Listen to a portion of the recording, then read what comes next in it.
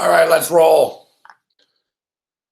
The International World Tour continues as we step up and in. Hustling on the Hudson. We throw it down. New York City, we have arrived. Well, not fully arrived, really, because here we are right now in a hotel once again. But been quite the whirlwind. This will be the first time, at least, I've been sleeping on couches for the last 3 nights. So at least I have a bed here this evening. That's a start. Although, whatever, man. We got 1,000,001 problems. You don't need to hear about them. Here we are kicking it. A new era has begun.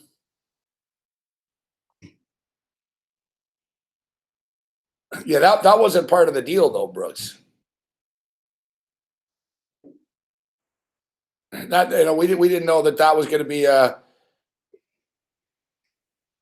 we didn't know that was going to be part of the deal. And coming down here, we were thinking like more upscale condos as opposed to Cardano's basement. But we'll get everything sorted out over the next couple of days.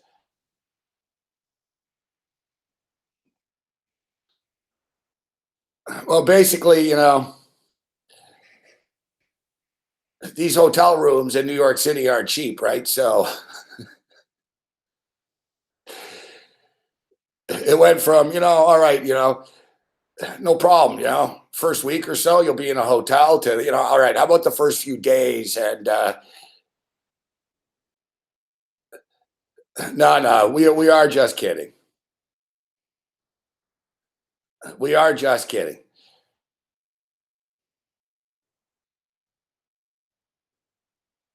I gotta wake up tomorrow early and deal with this stuff like condo stuff and all that fun other stuff.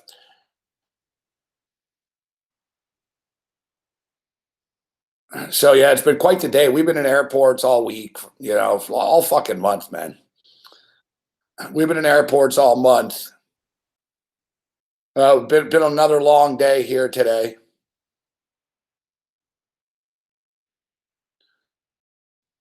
Been another long day flying out from Vancouver into Newark. Then we had to go into Manhattan. Now we're back here in New Jersey.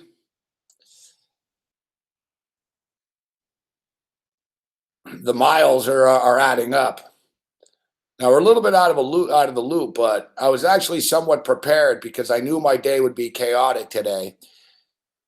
So we posted our picks for the Patreons last night, which I rarely ever do, like the night before.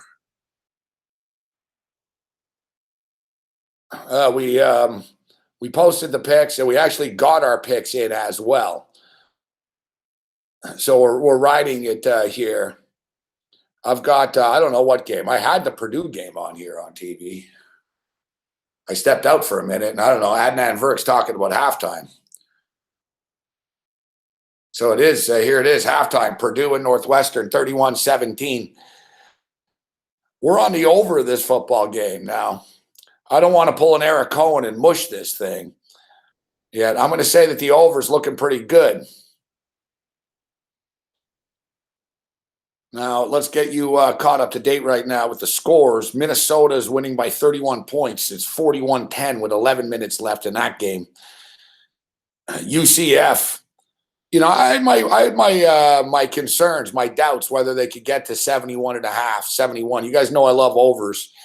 But I didn't know if they could get there actually in this UCF UConn game. They did. The game goes over the number. We're on UCF. We laid the points with UCF. We laid the points with Minnesota.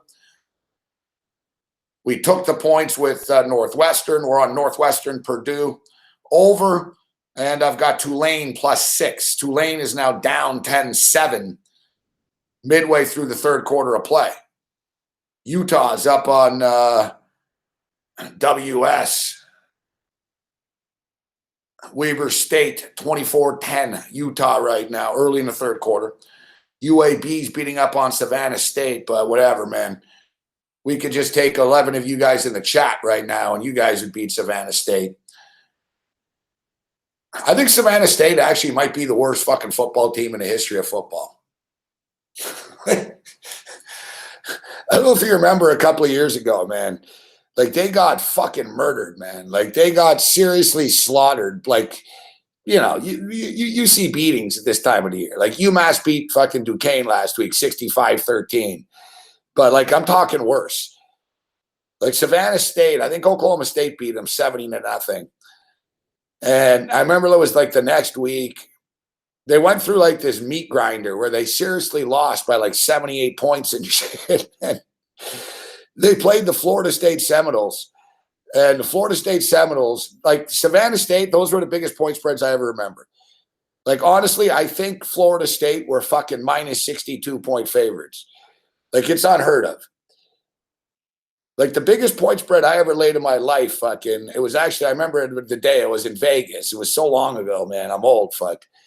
George Allen was the coach. I don't even know how many of you guys in the chat know. Larry and Wawa will. Old man will. A few guys will. George Allen, former coach of the Washington Redskins in the 70s. But for some reason, he took over the job at Long Beach.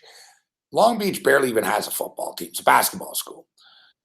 So this is probably like 1988 or something. I got to look this up, actually. If somebody could look it up for me, I'd appreciate it. I'll look it up, though, if you can't find it. They played the Clemson Tigers, and it was the first game of the year. I remember I was in Vegas, and I laid the points, fuck. And the coach at the time, I think it was Pat Ford, had so much respect for George Allen. And it was Long Beach's like first ever game back playing football and shit at Clemson. That was like the largest spread ever at the time. I think it was 52. I think it was Clemson minus 49.5 or minus 51 or something. And Clemson won and covered barely. Fuck. They won 55-0, I think. But they had so much respect for them that they actually hold on, I'm getting distracted here, but is this Jesse Palmer? Let me see. Is this I can't tell. It's Joey Galloway. I'm sure he's picking Notre Dame. Shea Patterson comes into a situation again, Harbaugh opened up this offense. He gets 5 receivers on the field. I think Shea Patterson will be successful. Not sure how he's going to do it. They continue the same offense with 2 or 3 tight ends. Especially 9 and 8. It's last 17 games under Jim Harbaugh. I can't tell. Is that Jesse Palmer on this halftime show? Thank you very much, guys. 59-0. Thanks, guys. You guys rock.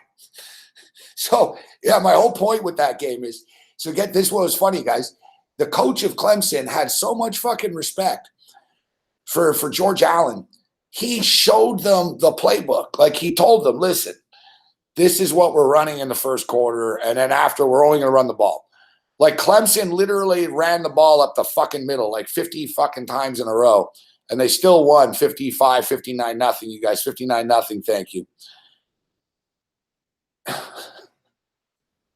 All right, the only reason I was mesmerized by Jesse Palmer there, I think it was him. What's up, DJ Big Boss? Good to see you, bro.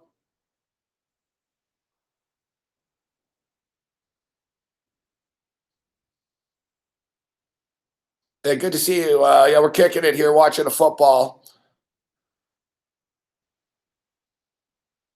So yeah, that was like the biggest point spread ever. But if you guys remember, so yeah, they showed them the playbook and they still covered. But if you remember, Florida State played Savannah State like after like Oklahoma State slaughtered them, and they laid like, it was like the biggest point spread ever. Fuck, I think they laid like fucking 62 points. And they were literally, I think they were winning 65-0 type thing. They were winning like Savannah State wasn't going to score. They were already covering the point spread. But if you recall, there was lightning and Jimbo Fisher agreed to fucking just say, fuck it. We won't play the rest of the game. So it counted as a win for Florida State, but it wasn't official for the gamblers. It only went like 48 minutes or 50 minutes. And the thing is, they were already covering. It was a brutal beat. Sort of like we were talking about with those match fixers and shit. That they were like, they just pulled the electricity in the fucking entire city or the stadium as soon as the game was official. It was the same thing. It's like God made it official. It's like God just said, no. This, You guys think you're laughing right now? You think you're going to cash this Florida State bet? I'm canceling the game. I'm canceling the game. Okay, so listen. The only reason I brought up Jesse Palmer is because the other night in fucking some hotel room, I think I was in Vegas, wherever the fuck I was flicking around, and I saw Jesse Palmer. I don't know if he's on Entertainment Tonight or like Access Hollywood or one of these shows. And it's just funny because he was totally clean shaven and he was talking about fucking Cardi B and Cardi B and next the Kardashians. And I thought to myself, I said, I guess he fucking ditched the football. He's making big money doing this shill shit. But then I noticed him tonight here, except he didn't shave. He looks scruffier. I guess that's his little angle now. I'll shave when I go on the fucking Entertainment Tonight show. And so, people don't think I'm a pussy. I'll go all scruffy on ESPN. Like Jesse Palmer never grows a beard like that. He almost looks homeless, but he's trying to toughen up because he's like, shit, this is week one, kind of losing my cred. I'm fucking pimping the Kardashians and Cardi B stuff.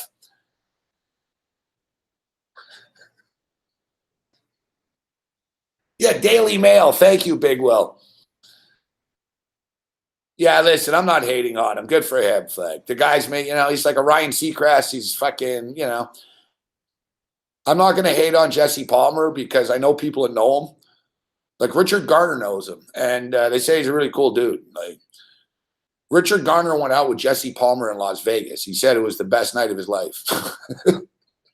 He told me, that's Richard Garner.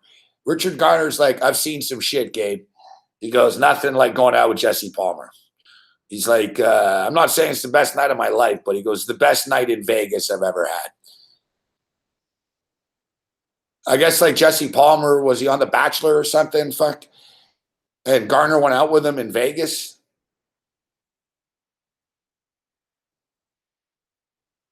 So, Jesse Palmer was like the Super Bowl analyst on Sportsnet.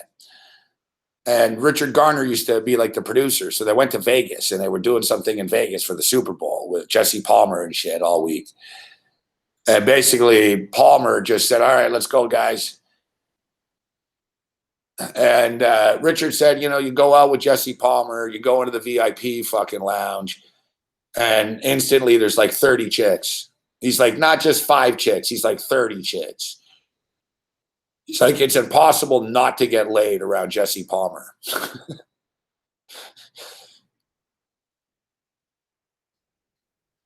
I know.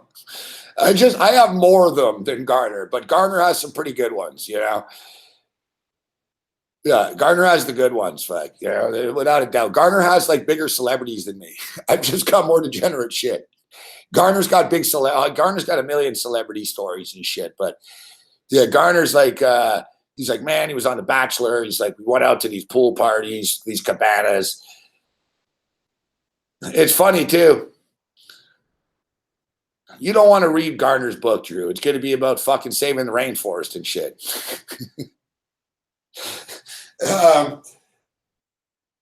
Garner's like Superman who refuses to fly. He has all this power, but he's using it for like the good of the world now.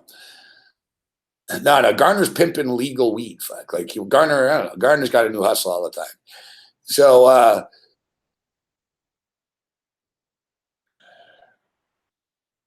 yeah, we'll get Garner on again.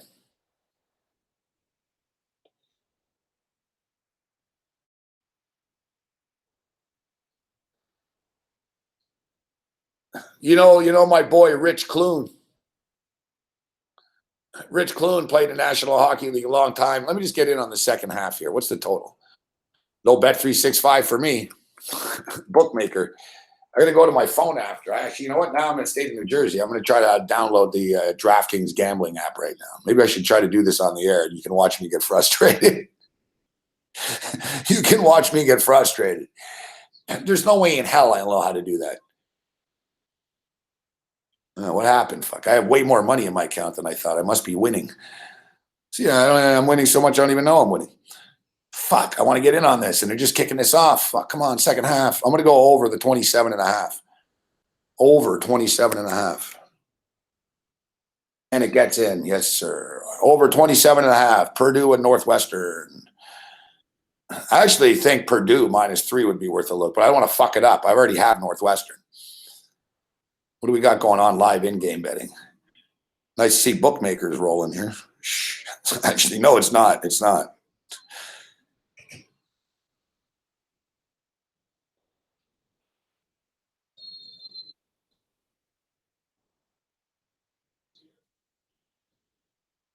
Only time bookmaker ever complained to me is they shut me down because I gambled in Costa Rica, ironically enough. I'm like, but you're in Costa Rica. He's like, yeah, that's why you can't do it. Like, it's the only time I've had a bookmaker account for years. Once I logged in, I was just frozen. I called them. I'm like, what the fuck's going on, man? It was the day after the Super Bowl. I won all those Super Bowl props, and I had the Eagles last year on a money line and Nick Foles. I beat bookmaker. I won like $2,500 or something in the Super Bowl for bookmaker. You know, I get back to Canada. I'm trying to like pull it out, and like they're like, your account, you must call us. So I call them. I'm like, what the hell's going on here, man? You know, and they're like, listen, are you in Costa Rica? I'm like, yeah, I was. I'm not now. He goes, all right, all right. He goes, log out and log back in, hit refresh on your computer. He goes, I just need to see you're not in Costa Rica. And then I started laughing. And I said, aren't you guys like based out of Costa Rica? He's like, yeah, yeah. But he goes, part of our agreement, he goes, you can't gamble in Costa Rica online at sportsbooks. And you know it's serious with bookmaker. Like, bookmaker would take a bet from fucking Kim Jong-un in North Korea, like they'd risk it. You know what I mean? Bookmaker would be like, yeah, let's see if they come after us. Let's give it a shot. Like bookmaker will, you know, whatever. We'll take a bet from anywhere. Except Costa Rica, they're like, no. Like, it's part of the license. Like, they can't take bets from local Costa Ricans. Except I don't think any local Costa Ricans really want to bet on fucking NCAA football, anyways.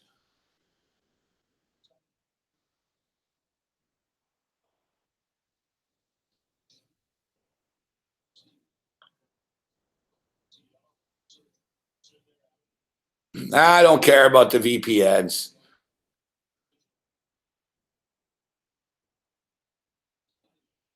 Ryan, see you watching me. What up, Seth Hagen? Thanks for the kind words, bro.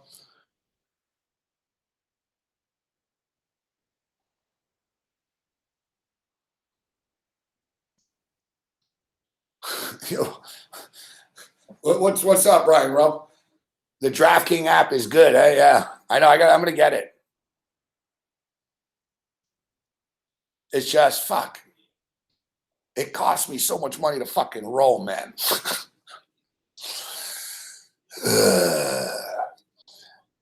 That's why I want to like go to the fucking FanDuel Sportsbook Saturday. I'm going. There's no disputing. I'm going. Just all depends on the deal.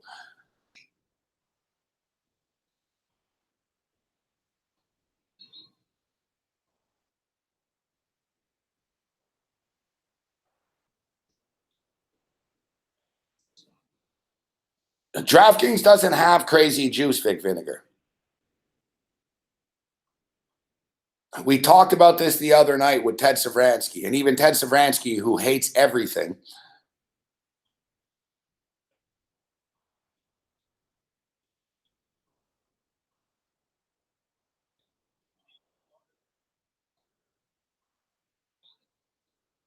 Yeah, essentially, if I wanted to bet with Bet365, I'd just get Jazz to do it.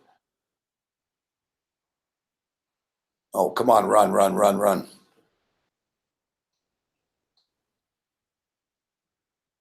Listen, Bet365 is coming to damn right, Pittsburgh Brew. That looks like a Sports Rage Patreon parlay, doesn't it?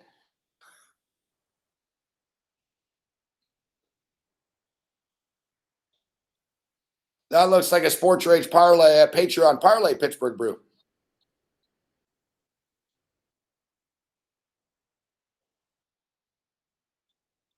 No, I said the FanDuel book has had bad lines, and ironically enough, I want to go there. But their numbers get a little better. But DraftKings is not true. DraftKings, me and Teddy talked about this the other night. DraftKings, DraftKings has a new model to gambling, and I like it, actually. It's interesting. Like, DraftKings doesn't have bad numbers. Like, I don't know, like we talked about it last week, but DraftKings has a new way of taking bets. It's the future. So basically what DraftKings said was most sports books, as in all sports books, and the whole model is basically sports books want to get action on both sides and make 10% of the cut, and they're happy. DraftKings isn't doing that. DraftKings is using a computer algorithm, and DraftKings is saying, we think this team's going to win the game. If you don't like that number, take the other side, because we're not making it even money, because we know who's going to win the game. Like, DraftKings are gamblers who are taking bets. So DraftKings are saying, you're betting against what we think is going to happen, motherfucker. Now, we're not making a line according to Vegas. We're making a DraftKings line. I like it. You know, everyone always, oh, there's no variety. They're giving us variety. It's a new gambling model.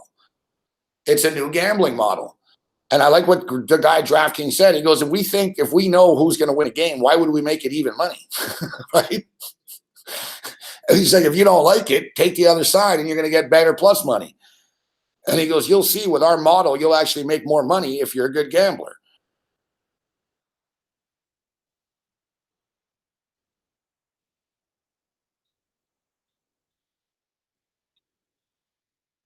You're right, Jazz. DraftKings is leaving themselves very vulnerable. They're basically challenging sharps to beat them. And, you know, the DraftKings guys are all MIT guys and math guys and shit, right? So they're thinking the gamblers won't beat us. Our numbers are better than their projections. You know, our computers are second to none. Like, I was talking to Cardano about this, and the DraftKings guys are like convinced that their projections are the best in the world. Like, the DraftKings people think, like, with their prices, with their fantasy projections, with their players, that nobody is better than their computer guy is. So they're willing to take bets on that. And it's not, you know what I mean? They're just saying, listen, you know what I mean? We're not going to make it minus 110. Like, we don't care. Like, it's very bold of them. They said, we're not trying to get equal action on both sides. They said, we know who's going to win the game. We're not trying to do that. They said, if you know who's going to win the game, bet it, beat us. You know, it's a unique model. Now, FanDuel doesn't have that model. FanDuel is just saying, fuck you, it's minus 124. There's no model behind the FanDuel book. But FanDuel's dropped it now. Like, you know, they came out of the gate a little pricey. Now it's football. They got ripped so hard they had to, you know. Nearly a touchdown for Purdue, first and goal.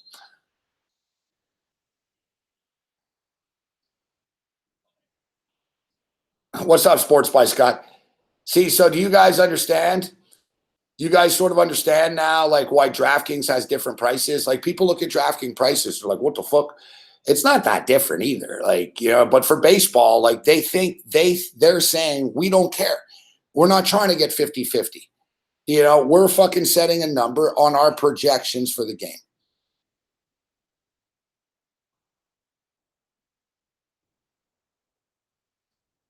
That's a good point, Gary Avery. I imagine that's a good point. I imagine DraftKings limits aren't that high.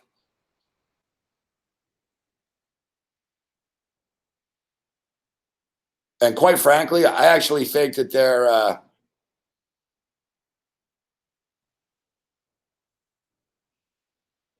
I would trust the computer algorithm more than any gambler, anyways.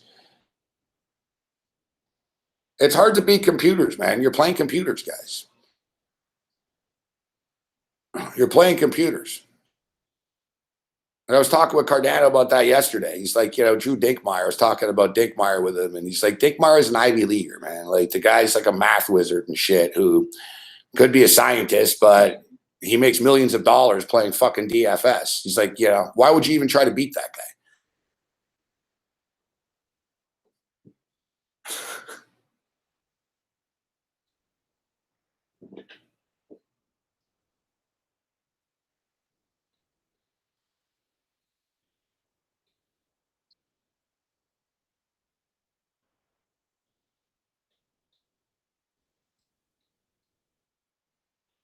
Yeah, you could. You could sports by Scott. What's up, Abano? Yeah, you could to sort of, to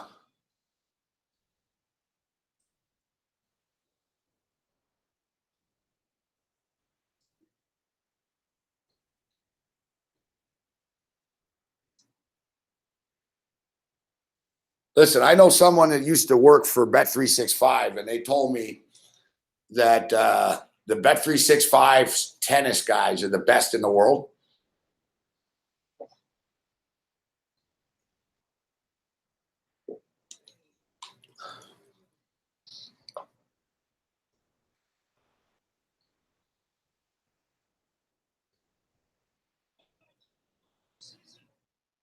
Now, Pinnacle isn't the sharpest number. Pinnacle just takes the biggest bets, Cody. There's a difference. Pinnacle has the lowest juice. Doesn't mean they have the sharpest numbers. It means they have the lowest juice.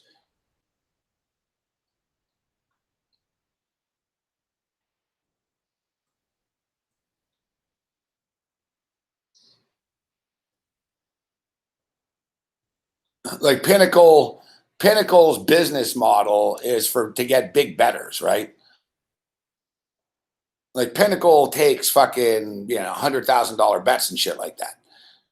Yeah, that's why they have 5% juice, because they'll make so much money. They know that these degenerates, like big time degenerates, will bet with them because the prices are lower. It doesn't mean that the lines are sharper.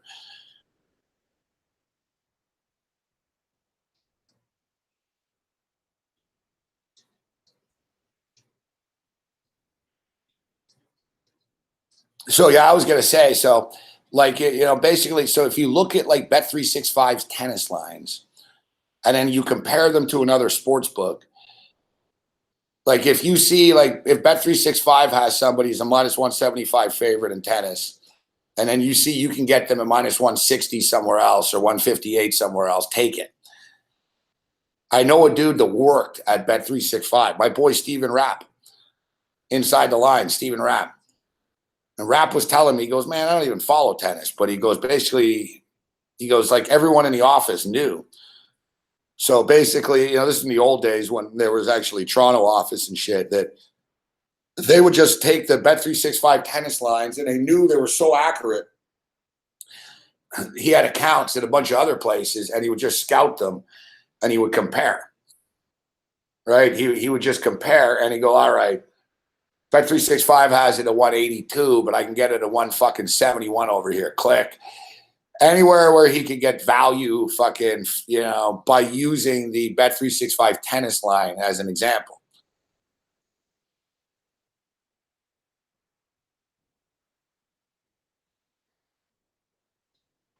Listen, Cody, I'll tell you right now, Cody, one of the biggest overrated words and stupid words used in this industry, and you'll hear it all the time, and here it is.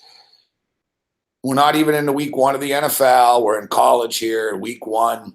Last week, week zero. So it's officially week one. If I say week one, or started last week, no, it's week one right now. There was week zero last week. It was officially week zero. This is week one. So, you know how many fucking times we're going to hear sharps versus squares and all that bullshit? I hate that shit. Who are the sharps, Frank? We don't know who the sharps are. We don't know who the sharps are. I'm just a loudmouth. I'm just a Stephen A. Smith of sports gambling, and I accept that. Like there's dudes, man, like the real sharps. We don't know who they are, right? Like the real sharps are the Malaysian syndicates and shit, and the fucking syndicates in Singapore and Hong Kong. They're sharps. The guys that are taking $50 million soccer bets and fucking bribing fucking electricians to pull the plug and shit, they're sharps. You know, I hate that when you hear so all these guys that live in Vegas and they do the interviews throughout the year. Wow, us sharps versus the squares. Yeah, I know, because you're a fucking legend. Fuck. All these guys with the sharp and square bullshit. Fuck. Half these sharps fucking live in fucking places they're paying $800 a month rent and shit. Fuck. If you were sharp, you'd be living in a mansion.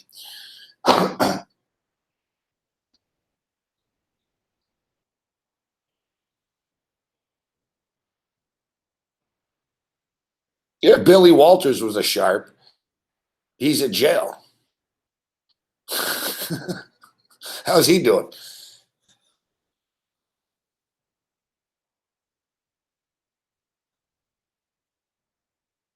You know what's funny about Billy Walters too? Billy Walters couldn't break down a football game to save his life. Dave Malinsky told me that.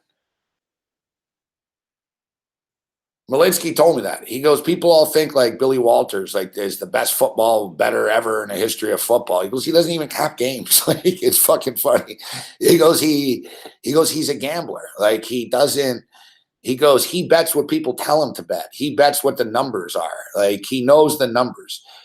Like Billy wouldn't fucking Billy Walters never said, "Oh, you know what? They're the linebackers match up well with the wide receivers and the blitz." And there was nothing technical about his bets.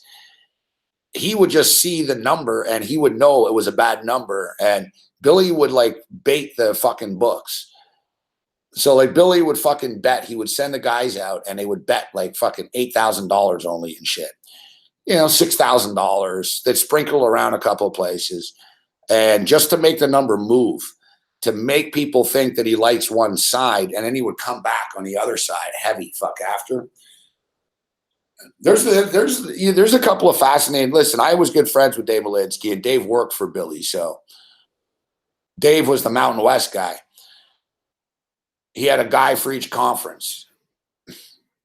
And he told the guys, don't tell me about other conferences. And think about that. Like as good as Dave Malinsky was, Billy was like, I only want you to do Mountain West.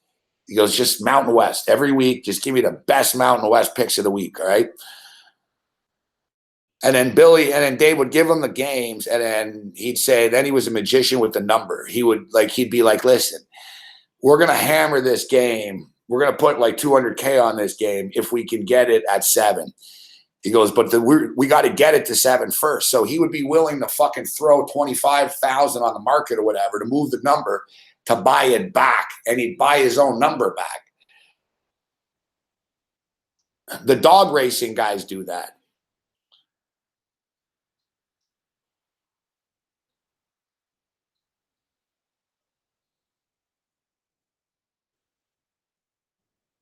Exactly. That's a good way of putting it, Ryan. Billy's sort of like Warren Buffett. You know what I mean? He surrounded himself with smart people, and then he took their advice with stock tips, essentially. Too much, and he's in jail now. But essentially, but I've told you guys, like Billy, guys, like there's a great feature. I don't know if it was an ESPN a magazine or it was on fucking something. They showed like Billy's operation and shit. And there were a couple of dudes, man. They were like us, fuck, essentially. You know what I mean? Like you guys in the chat. It was like dudes in hoodies and shit and Patriot fucking jerseys watching football in a room. And basically they were just like, all right. They were like, all right, bet this. And they were like junior guys. And basically Billy would give them like fucking $10,000 for the day. He said, all right, prove yourself. Like, here's 10K. We'll be back we'll be back tomorrow. See what you got for me. And Billy would be happy, like if they won like $800. You know what I mean? He'd be like, good job. You showed a profit. Like it wasn't like the mob that he collected, but like they have to sort of prove that they can earn for him, right? And there was like a pecking order and shit, but he had it for everything, guys. Like he had slot jockeys all around Vegas and shit. He used to hire like math guys to fucking study slot machine algorithms. He hired scientists to fucking like figure out, all right, how can I win the most at Keno? And then he basically have sort of imagine that. Like it was like a gambling buffet, right? So he's sitting there, and meanwhile, he's got 20 guys playing Keno spread out around Vegas. He's got fucking 50 guys betting on sports for him.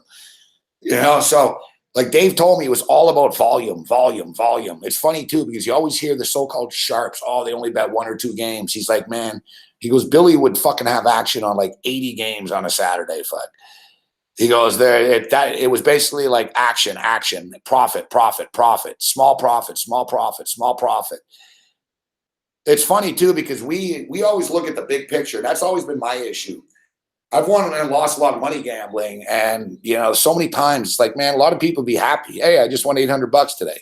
Me, I'm like, $800 is chump money. Fuck, I want to win 8,000 today, right? I always have this bigger bar, bigger bar.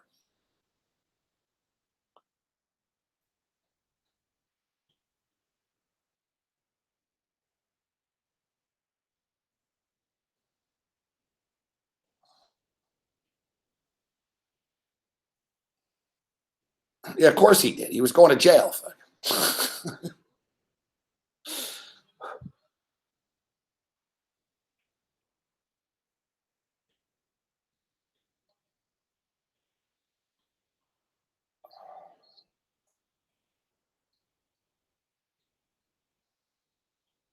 Yeah, that whole article shit was dumb. Um,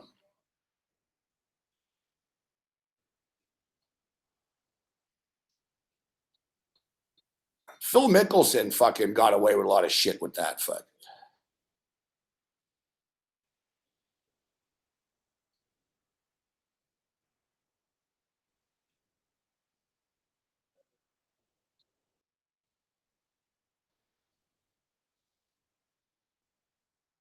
That's what brought Billy Walters down. Was going on. Yeah, Phil totally cooperated. But I'm saying Phil got away with a lot of shit because Phil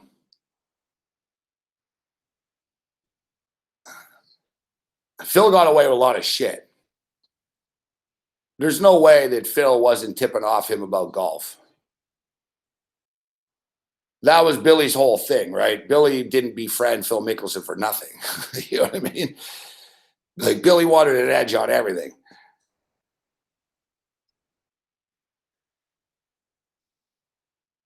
Yeah, but it's not like Billy Walters the nicest guy in the world either. Just because the guy like is a gambler, like you know what I mean?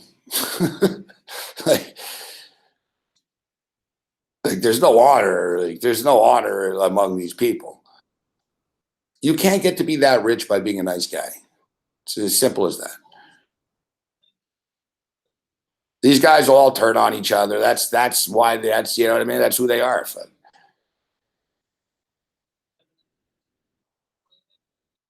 You think you're going to be the biggest hustler in Las Vegas history and be a nice guy?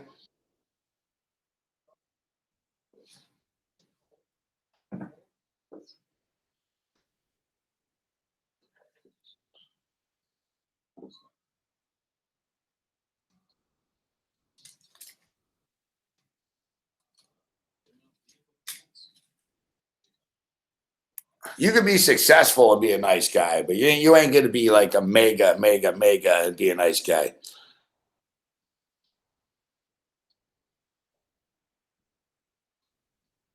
Billy got off easy in the end.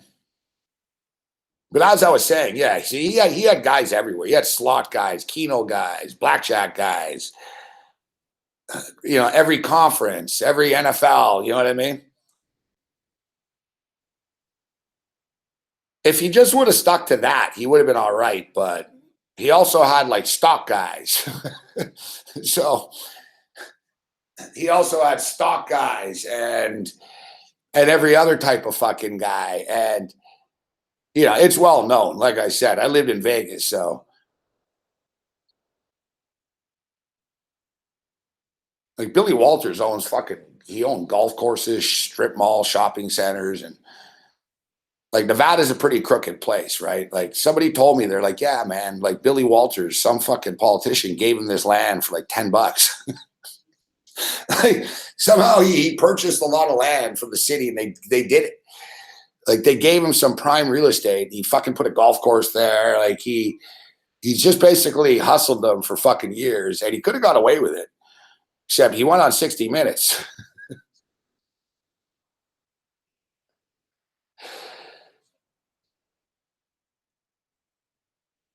It's funny. And then after,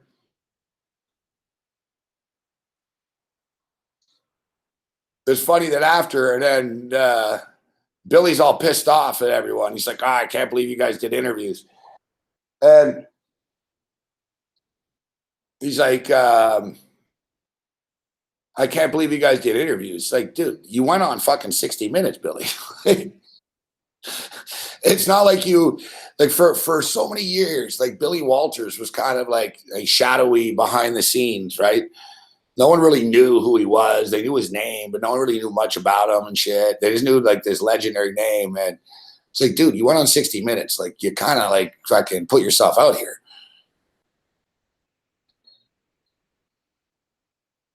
It was the exact same thing. It was the exact same thing with the guy from Bodog. The guy from Bodog, Calvin. Calvin was ruling the world. The guy was making like fucking tens of millions of dollars, man. He had Bodog fights with like world-class fighters in Costa Rica and big fight cards. And like Bodog was the biggest sports book. And he was like that fucking infomercial guy. What was the guy's name? Ed Vu. Remember that guy, Ed Vu? What was his name? Remember you want the girls like this on the boat and stuff?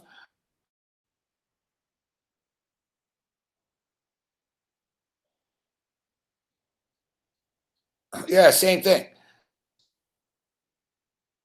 Calvin, yeah, Tommy Vu, yeah, Tom Vu.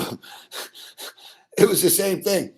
It was the same thing. Like Calvin went on 60 Minutes, and he's like, yeah, I made $60 million this year. And he goes, look, I live in Costa Rica or in Panama with all these beautiful women on this speedboat. Like he's on this boat, like living like Scarface on 60 Minutes. It's like essentially like 2 weeks later, the feds are like, all right, fuck, there's a warrant for this guy's arrest. Billy, Billy Walters is a genius. Like, why would you go on 60 Minutes? Like, really, why would you go on six? Like, oh, that's a good idea. Yeah, I run well. That's the whole thing. Like, Billy, like, goes on 60 Minutes, boasts about all of his business, and then after, like, gets mad, like, about, well, I don't bet on football. That's just hearsay. Malinsky's not telling the truth. It's like, no, I know you don't bet on football at all. It's like, maybe you shouldn't have went on 60 Minutes.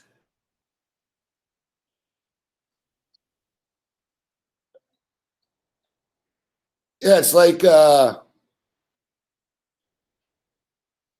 course it does, big man. In the real world, big man, with real crime, yeah, the feds don't like you rubbing your nose in it.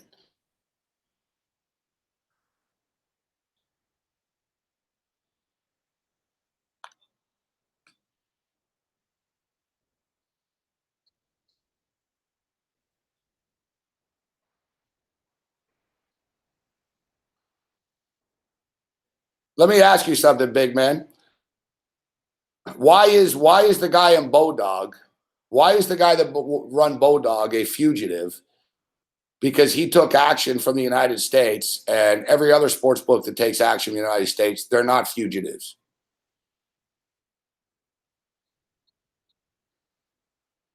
What do you think the correlation is there? Nobody knows who the other guys are.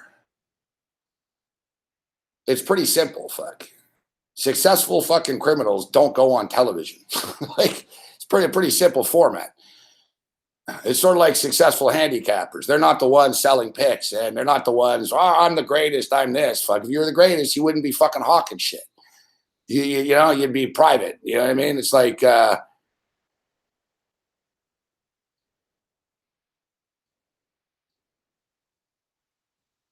it's like the scene from Goodfellas. It's like the scene from Goodfellas. Like, right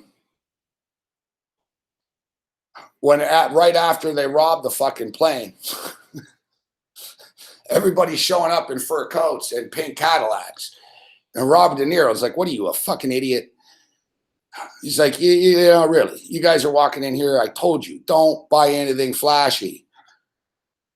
But what do? They all buy flashy shit. Yeah, no shit, Ty Rich.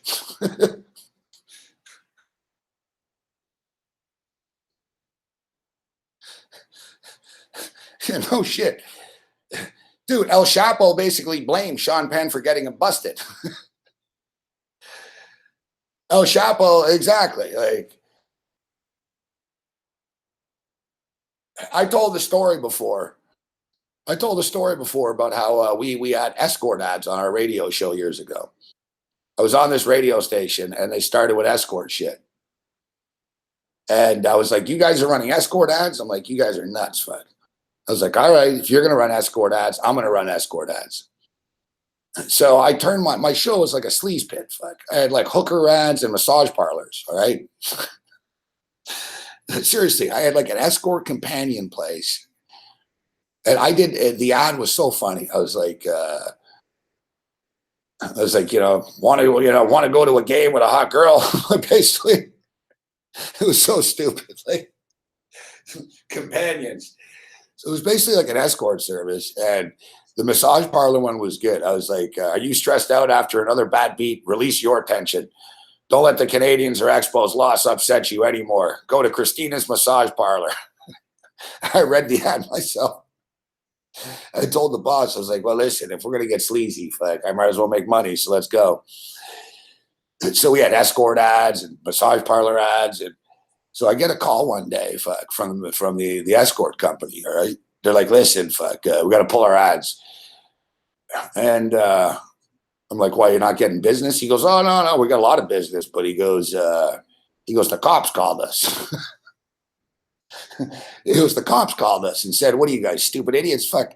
He goes, basically the cops told him, we don't bother you guys, we don't give you a hard time for your business. But if you're going to put ads on the Montreal Expos post-game show, then we got a problem. They were like, okay, sorry, no more ads.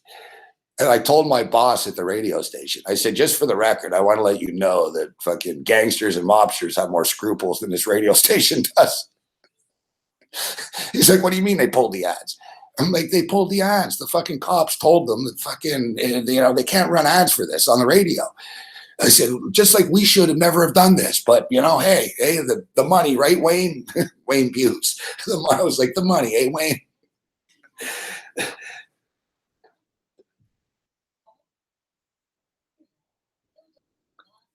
I was the one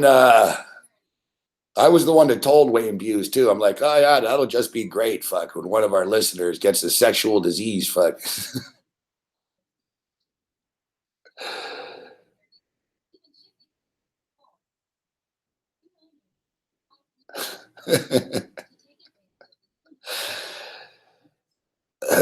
The thing with Wayne Buse is, though, True,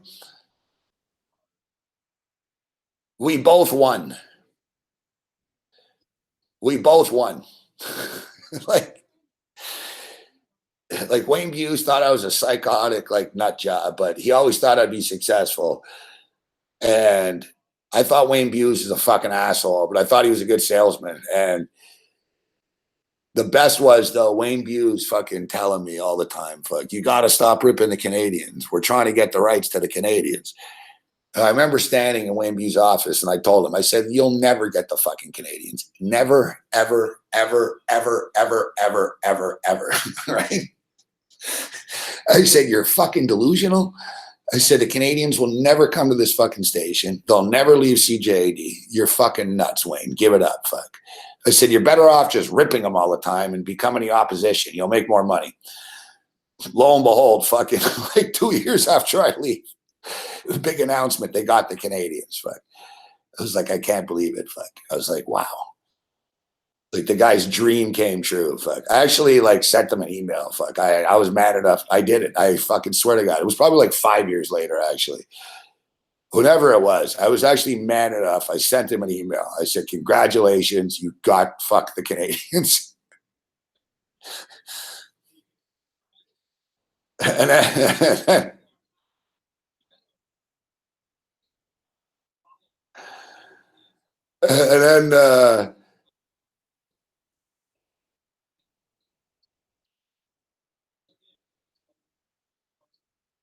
and then the crazy thing is, I think he got canned like not long after he got the Canadians.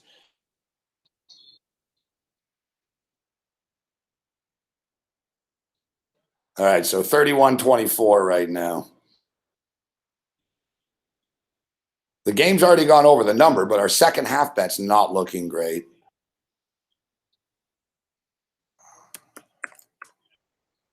We've only scored 7 points. NCAA football. Strange, like been a while since I've looked at NCAA scores, like the scoreboard all the time and shit. All right, fuck. Wake Forest had the ball. I don't think I get CBS Sports Network here in a hotel room, to be honest. Wake Forest has the ball 17-14, but they have the ball on Tulane's 17-yard line. We need to stop or at least hold them to a field goal.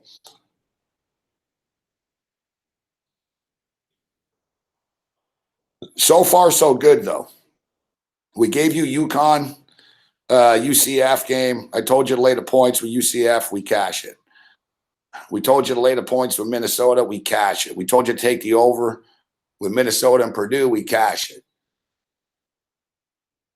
We're on Northwestern. I was hoping to fucking go 5-0 tonight out of the gate here, which would be nice. And roll this shit over into tomorrow's college football games. Which there's a few spots that catch my eye here, but it's a tough point. It's a tough card tomorrow. Tough card on Friday. There's a lot of dogs I'm tempted by, but not enough. Like I'm tempted by Army, but I don't like Duke. Like that game I'm just going to avoid. Michigan State, I fucking hate these guys. Like hate's a strong word, but I don't like them. Like I dislike Michigan State more than Ohio State. I'm a Michigan fan. Like I don't like Michigan State. Not just, I'm a fan type thing. I don't like them.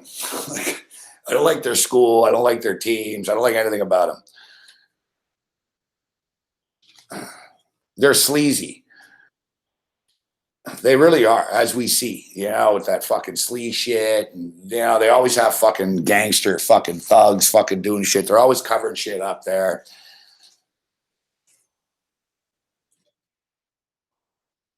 Like Michigan State players, like they tried to hurt Michigan players. Like, you know what I mean? Like Ohio State, Michigan, they play hard, but no one's trying to deliberately injure each other. Like Michigan State Spartan players are like taught to fucking sort of, hey, step on the quarterback's hand with your cleat if you can. Try to fucking break his ankle if you can down low. Like they really are just, they're kind of scuzz, fuck. But I respect them though. They're a good team. And, it's old school. I get it. But it's hard to feel sorry for them when shit goes bad for them.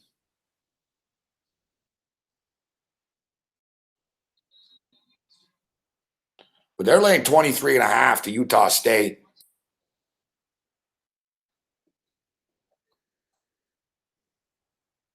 Utah State could be a decent team this year.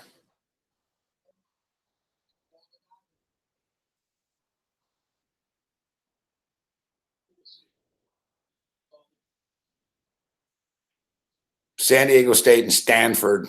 The total is very intriguing there at 48.5 when you consider how explosive Stanford's offense is and will be.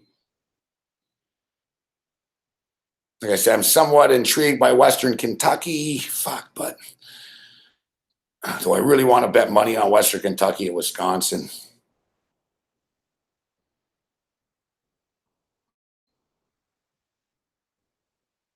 Purdue, the Boilers are on the move right now. All right, we'll take a quick break. We'll get Big Man on Campus's Friday college football picks.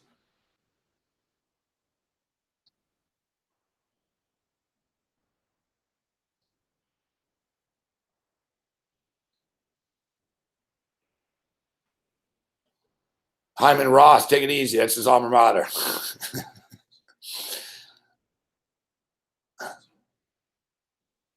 Hey, listen, if it's any consolation, Hyman Roth, my attorney went to Michigan State.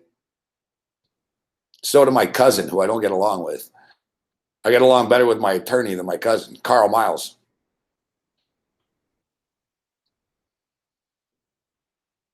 I'm still in disbelief.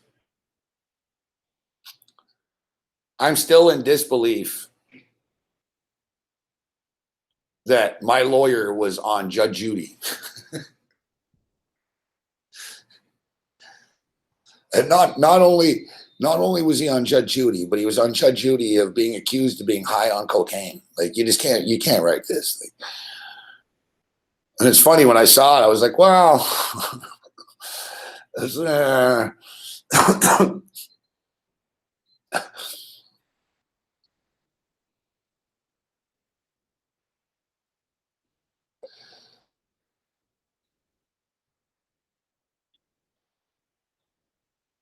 Of course, look at this.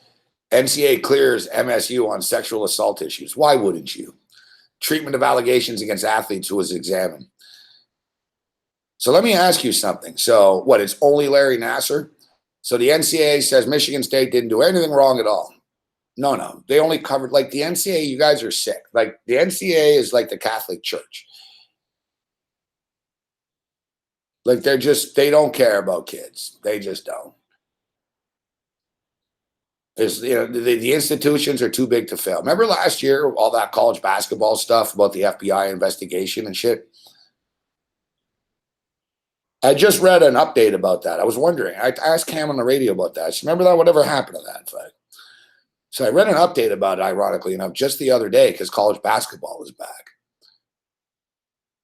And I guess basically the NCAA outmuscled the FBI.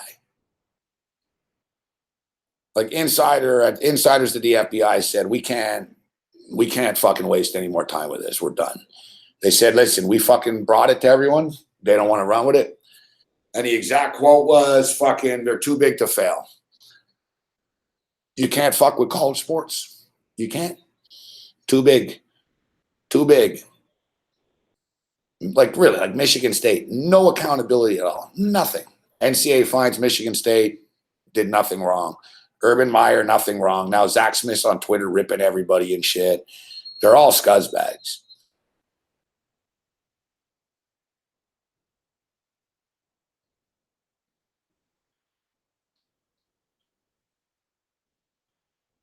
Usually nothing would taint my love for the game, but it actually has. Like I like the players. I like betting on it, but I really, I'm a Michigan fan. At least I know Michigan aren't like this sleazy. But just the overall scuzdom of this fucking sport is pretty just and called the NCAA. Like look at Penn State. Penn State rapes children in the locker room. What was the punishment? No, you don't go to a bowl game. Like, how about you shut the fucking school down? Fuck. I don't know. Shut the program down. At least for a couple of years. Fuck. Make them think about what they did. Fuck. No, no. You don't go to a bowl game for a year. Michigan State, don't worry. Fuck. Don't worry. So what? So what? Fuck. So what that 180 fucking teenage girls were groped on our campus? Don't. So what? It's not your fault. Is it? I know it's your campus, but it's not your fault. It's not my fault, Mark Emmert, NCAA. It can't be my fault. Nothing's my fault. And you saw that fucking fuckface that runs the NCAA gave himself a raise and everyone a raise the other day. Like, they're the worst,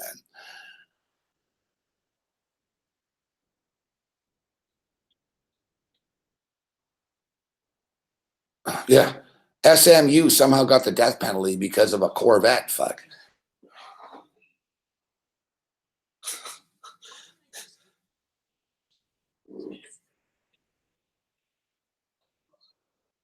Yeah, Token. Exactly, Token. You know what I'm talking about. Support group meetings. They fucking spied on women in support group meetings to find out what they were saying about the program. And Art Briles fucking wonders why he doesn't get a job, but he will. Like Urban Meyer, like how can you look at your fucking kids like Urban Meyer? Like really? Hi, I'm a football coach, so it gives me the right to be a complete scumbag. I don't get it.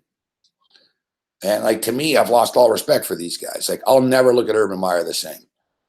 And it's funny too, because when this story broke originally with Urban Meyer, my original take was, well, let me wait and see. But his repeated lying and his repeated jackass, his fucking comments, and what do you have to say? Oh, it's unfortunate that we're here. He just doesn't care.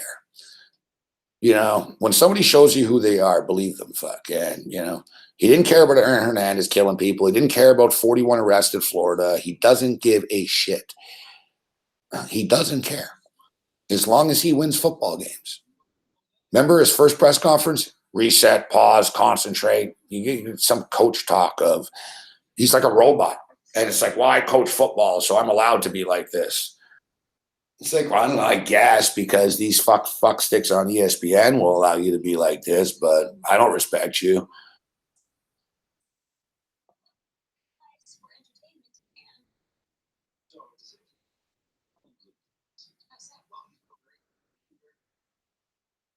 Exactly.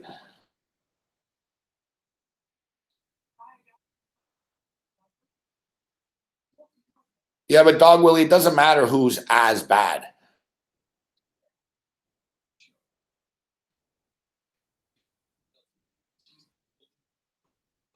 Listen, I'll tell you right now, the college basketball coaches are better guys than the college football guys are. Nothing's worse than a college football coach.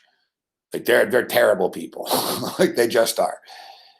That's why I like Harbaugh at least. Like Harbaugh's not a terrible guy. He's a rah guy. He's not a terrible person. I'm not saying every one of them. Nick Saban's not a terrible person, really. There's a few. Like Nick Saban wouldn't be, Nick. You know what are Nick Saban's scandals? Fuck. Nick Saban actually has pretty respectful kids and shit. Like, you don't get a lot of bullshit out of Alabama. I know the only thing with Bama is people that get away with shit. They're getting away with the same shit Michigan and Florida State and everyone's getting away. The same bullshit. All these big time schools, they all they all have nice clothes, they all have nice cars and shit. It just is, man. So what? Fuck. So a local car dealer gave fucking Minka Fitzpatrick a car to drive to work or to campus. Fuck. Big deal.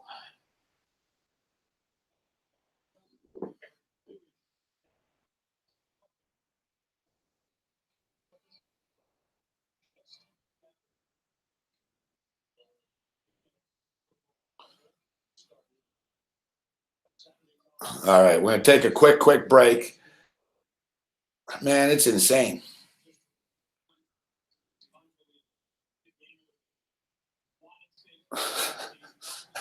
I haven't been able to blaze anywhere inside in like a fucking week, man.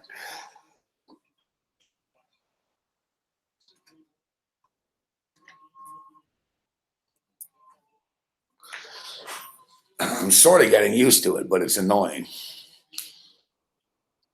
I couldn't smoke at Harris. I did smoke in the room in the Golden Nugget. I'm not going to lie. I realized that it wasn't Harris very quickly.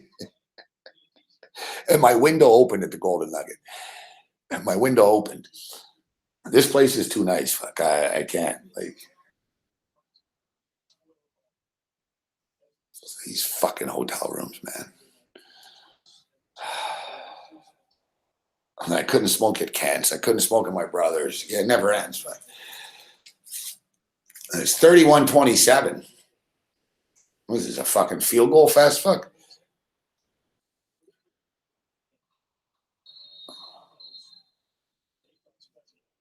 All right, we'll take a quick break. We'll get Big Man on Campus in here.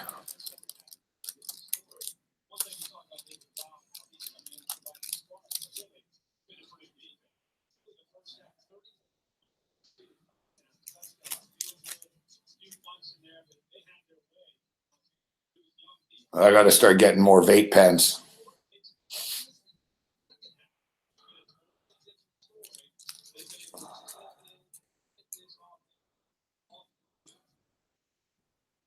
That's a good point, Medina.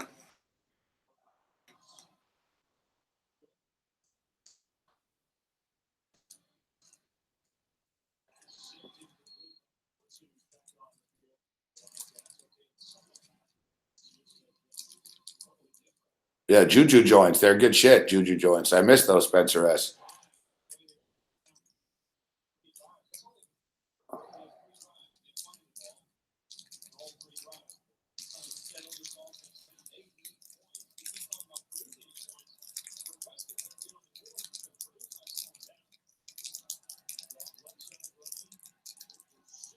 Yeah, Purdue's got a lot of momentum here. I'm on Auburn, Hyman Roth. I'm on Auburn.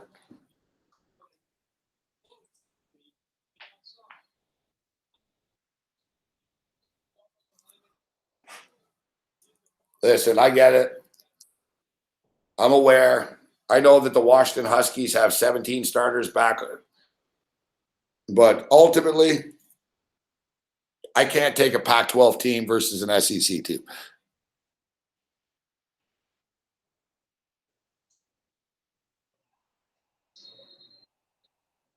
Look at the Pac-12. No, there's no shatter here, Jazz.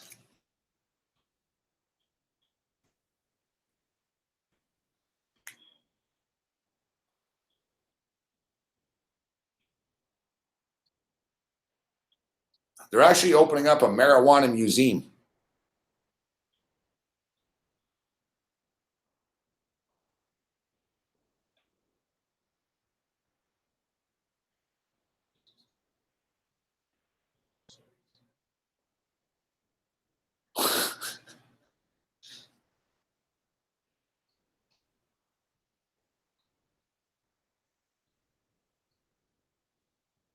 Jazz is smoking bad. Yeah, listen, guys. Last year, the Pac-12 was 1-8 in bowl games. You think about it. You look at USC. USC got fucked up by Ohio State last year in the bowl game. Washington lost to Penn State. Like the Pac-12 is not as good as the SEC. Like the Pac-12 is a very entertaining conference. It's a good conference. It's an elite conference. But the style of play that they play doesn't match up well with the SEC. And it's, it's all matchups, right?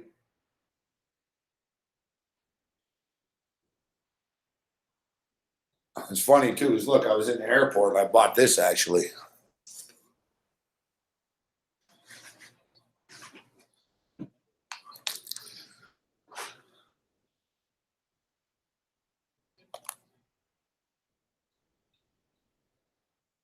Athlons. I like Athlons.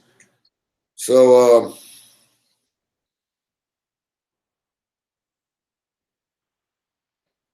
they actually had a conference rankings.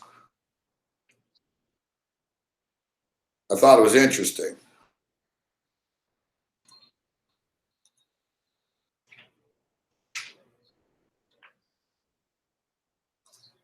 Here, you guys are like this. I'll go on break and I'll just leave you with this.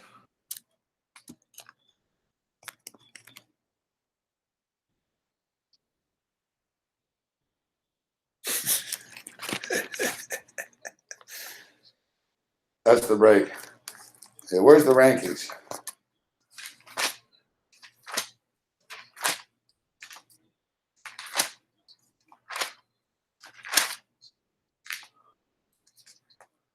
Screw it, we're ranked hottest cheerleaders.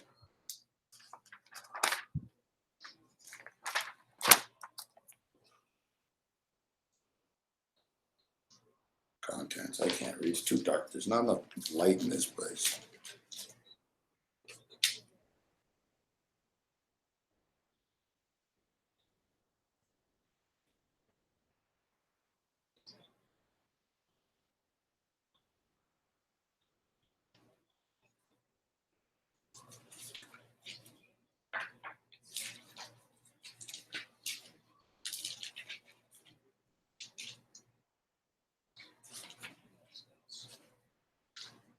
They're cold. Look, Herm Edwards. Why? Herm Edwards. Why? Because this other guy was his fucking agent. That's why. I told you guys that before.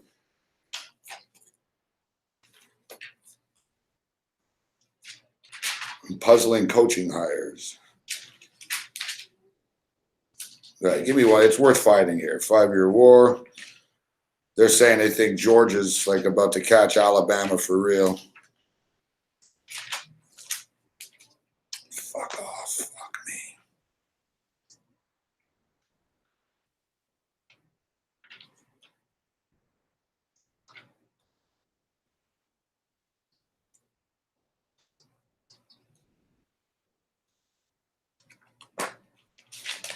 Drive me crazy. Anyways, their top conference, number 1 was SEC. Number 2 was Big Ten. Number 3 was ACC. Number 4 was Big 12. Pac-12 was ranked 5th, which I think is probably accurate. I don't know. Like I said, I don't think the Pac-12 sucks or anything. Look, I'm a Big Ten guy, and the Big Ten always loses to the Pac-12. It's like fighters, right? It's all matchups.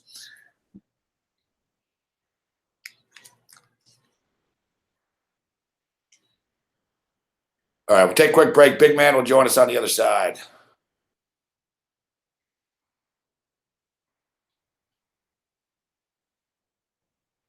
Yeah, not to mention,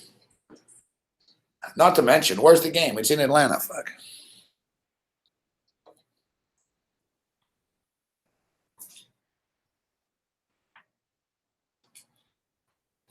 You know what's really annoying? Fuck these fucking hotels now. You need to swipe your key card.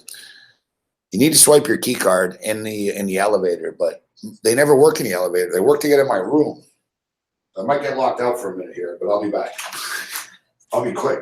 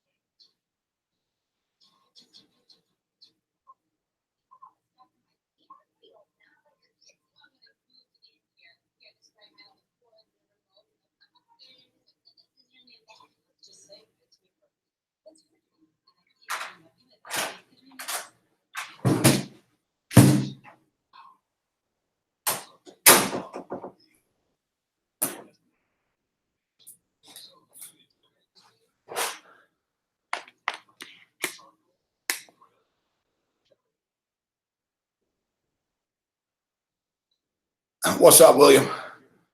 Mick Ossie in the house. Boston Ray Hall. Ooh, tropical storm. Thanks for the tip there, Tim. Thanks for the heads up. I think Florida State are a little overrated. I know they got a lot of good players. I'm not really in a hurry to lay those points, though. What's up with Tulane? Ugh, fuck, I don't want to go to overtime. It looks like we're going to overtime, boys. I don't have them at +7. Fuck. It's crazy, too, because it went down to 5.5 last night. I didn't want to buy it up. All the way to 7. It was like minus fucking 140 or something. I was like, I don't want to do that. Ugh, son of a bitch.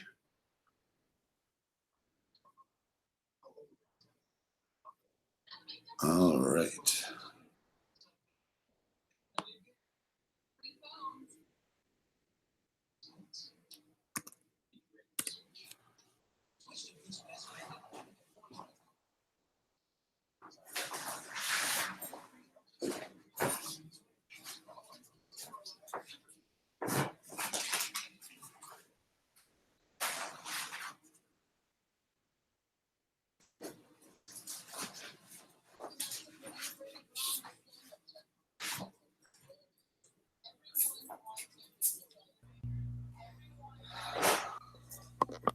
Trying to find some headphones here. Fuck. Man, traveling fucking is annoying all the time. It's a good thing I'm used to this.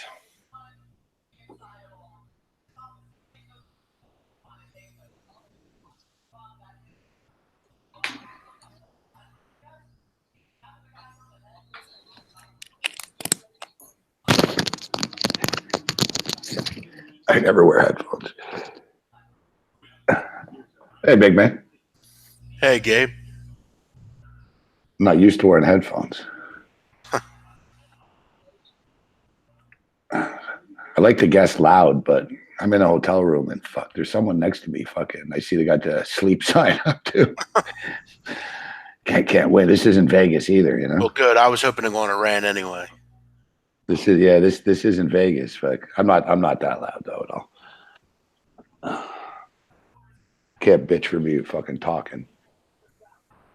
This fucking bullshit. Fucking assholes. See, that's Fucking what. coach for the fucking Northwestern's a fucking idiot. And if you'd have left the fucking quarterback in the fucking game, we wouldn't be moving the fucking ball right now, not sitting on it like a bunch of fucking assholes. These fucking coaches are complete assholes. And then the dickhead on defense plays off 10 fucking yards every goddamn play. Fucking idiot. I'm not surprised by that. What I'm pissed off by is like Northwestern hasn't scored a damn point in the second half. Yeah, because he keeps taking the quarterback out. He's distortion on a fucking pitch count. He's fine. Leave him in the fucking game. His momentum's all fucking off. This idiot's been doing it since the third fucking series. Yeah, Leave him in the fucking game. If a guy is able to play for a series, he's able to play in a game. You're right. Exactly. In football, he's not a pitcher. You're right. You don't take him out. I mean, he's throwing off the fucking momentum. That's why they even move the goddamn ball. Fucking idiot. What's annoying about this too? At least if Purdue scores, we need a field goal after. But I don't know if we'll be able to get a field goal. I mean, they haven't been getting stops all night. I mean, they can't make tackles because they play 10 yards off the fucking receivers. They're lucky they're getting they had turnovers in the first half, or they'd be getting crushed. Their offense has been terrible. Now press up on fucking your receivers here, dude. They're worried about getting beat deep. This team doesn't have anybody other than number 4 that can beat them deep. Just have a safety up over the fucking top and you'll be all right. This game, we should have just smashed the over, fuck. Of course, yeah. I mean, but Northwestern's defense is supposed to be good, but they can't defend fucking you, me, and 9 listeners. I mean, this is ugly. I mean, look how far they play off the receivers. All right. Holding penalty. All right, good. Oh, fuck off. All right, decline. Punt. That's one good thing about college football, at least you can still sort of hit people. Like that in the NFL, that would have been. I thought they were going to throw a flag there. The NFL, that would have been a penalty. Like the kid clearly tackled the quarterback out of bounds. Yeah. All right, decline and punt. Let's go. Of course, some fucking points here. At least get it up to a 7-point game where we don't fucking lose on a touchdown. I got greedy. I'm on Northwestern in the over, but I got greedy, big man. I took the second half over. Yeah, Northwestern just fucking went to sleep on offense. I mean, they're lucky that they're getting these stops because they've been brutal on offense. I don't trust them to score again. I don't. We need like a punt return or something. Give us a good punt return here, 19. Come on. All right, so Tulane, I'm going to push my luck now. I'm going to try to open up a stream for this. Bet at Moneyline live. No, I'm already on Tulane +6. Go. No running room. Let's see, where the fuck is this game? Tulane. It's on CBS Sports Network. Yeah, this CBS Sports Network isn't in hotel rooms. Yeah, I don't have that either. I'm down at the shore. I don't have that fucking channel. That's the thing. There's a few like these new sports networks that aren't big enough for hotel rooms. Oh yeah, the hotel out in Vegas. They didn't even have ESPN2. No, but I need 3 fucking channels of Keno. I'll be real. The Golden Nugget's not the best place in Vegas. Yeah, I noticed. The disgusting room. With all due respect, that was filthy. It's funny. Make sure they cleaned every day. It's funny too because Taylor Stevens and Sonny, God bless them, they hooked me up with free rooms. Oh yeah, they still out there at Golden at Harrah's, and I was like, man, I don't want to stay at Harrah's. It's gonna be too clean cut and too this, too that. I was just complaining all the time. And Taylor was just stop complaining, fuck. All right, for once, fuck. Just come to Harrah's for a couple of days. It won't kill you. And the whole time, all weekend, when I was at Golden Nugget, I was like, fuck, I wish I was at Harrah's. Oh, the Harrah's, they have Harrah's in Atlantic City. They have the softest beds I've ever laid on. The thing with Harrah's, it smells nice. Yeah, it's super clean. It's same in Atlantic City. It's the same way. Like the waitresses are fucking actually not, 100 years old and stuff. Yep. That's how Bragada and Harrah's are. The waitresses are hot. Everything's clean. Yeah, those are good hotels. And even like the Golden Nugget Sportsbook, it's too small. Like most sports books, we were sort of holed up there the whole weekend, but I was down at the Westgate for a couple of hours, and it's just kind of claustrophobic at the Nugget. Like the ceilings are short, everything's small. Like Yeah, it was definitely kind of a cozy book. Like luckily it wasn't too busy in there, but it was it wasn't the biggest place. I thought it'd be a lot bigger. no, like DJ Bossman and these guys, Kyle Hamburg, big dudes, like they had a hard time. Well, another thing, like I don't know if you saw, but like there were like drunk like vagrants like everywhere in that book. Yeah, There were like 3 or 4 that were just in there the whole time, like relentless. sleeping. Yeah. Just settle down, Boston Ray Hall. Yeah, that guy's annoying. I don't know who the fuck that guy is. He just keeps saying shit that I don't even know who he is. He keeps saying my name. I don't even know who he is. David Mangler. I like this. So what, really? I can start taking money to kick people out? Yeah, I'll actually add into that. I'll give you $10. Definitely. Where's Auburn Wild? He's still like he really blocked him. Yeah, I know, but most people come up with new ways to get in. I guess he never did. He's too stupid. We got to let him in, like, to talk about the Bombers. Oh, it's funny, Gabe. The other day, I don't know if you remember this. Do you remember that big bet cast we did? And there was a guy in there saying we work for Bet365. Do you remember that? Yeah. Yeah, that guy was in one of the chats the other day, and I went off on him. Like he was still talking like a fucking imbecile, and just like some of these guys just never quit. They just make new names, and it's amazing. Yeah, it's the cycle of like Ty Rich says he'll pay $100 for Auburn to stay. He was kind of funny, like at times, but then he acted just like a total dick. All right, so here's Northwestern with the football. 7 minutes remaining. I'd like a long little drive here with some points. That'd be nice. Pitch. Oh, go Thorson. Good run. It's Green's kid. Oh, Trent Green's kid. See, they're back to this again. This bullshit switching quarterbacks again. Pat Fitzgerald's such a pussy. Like, let your fucking balls drop. He's fine. If he's fine to play, then why's he not fine enough to run the whole game? Does he not understand? 0 points in the second half. Does he not understand, Gabe, that this is not like IUPUI? I mean, this is a conference game, stupid fuck. You act like you're playing fucking South Dakota Wesleyan. Oh, big play. Go. Run. Northwestern's uniforms are pretty cool tonight, though. Yeah, I like that like kind of color wave there. Their helmet's cool. What do you mean they're going for it on 4th and 25? You can't punt. It's overtime, dude. You don't punt in overtime. They fucking fumbled backwards. Fuck.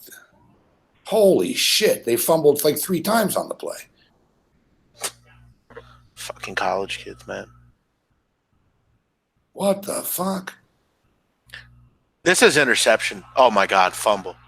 That was incomplete. That was incomplete. Oh, my God, Gabe. Was that incomplete? Yeah. I think it was. I just said that. This is interception written all over it. Oh, my God. That would have went the other way, too. Holy fuck.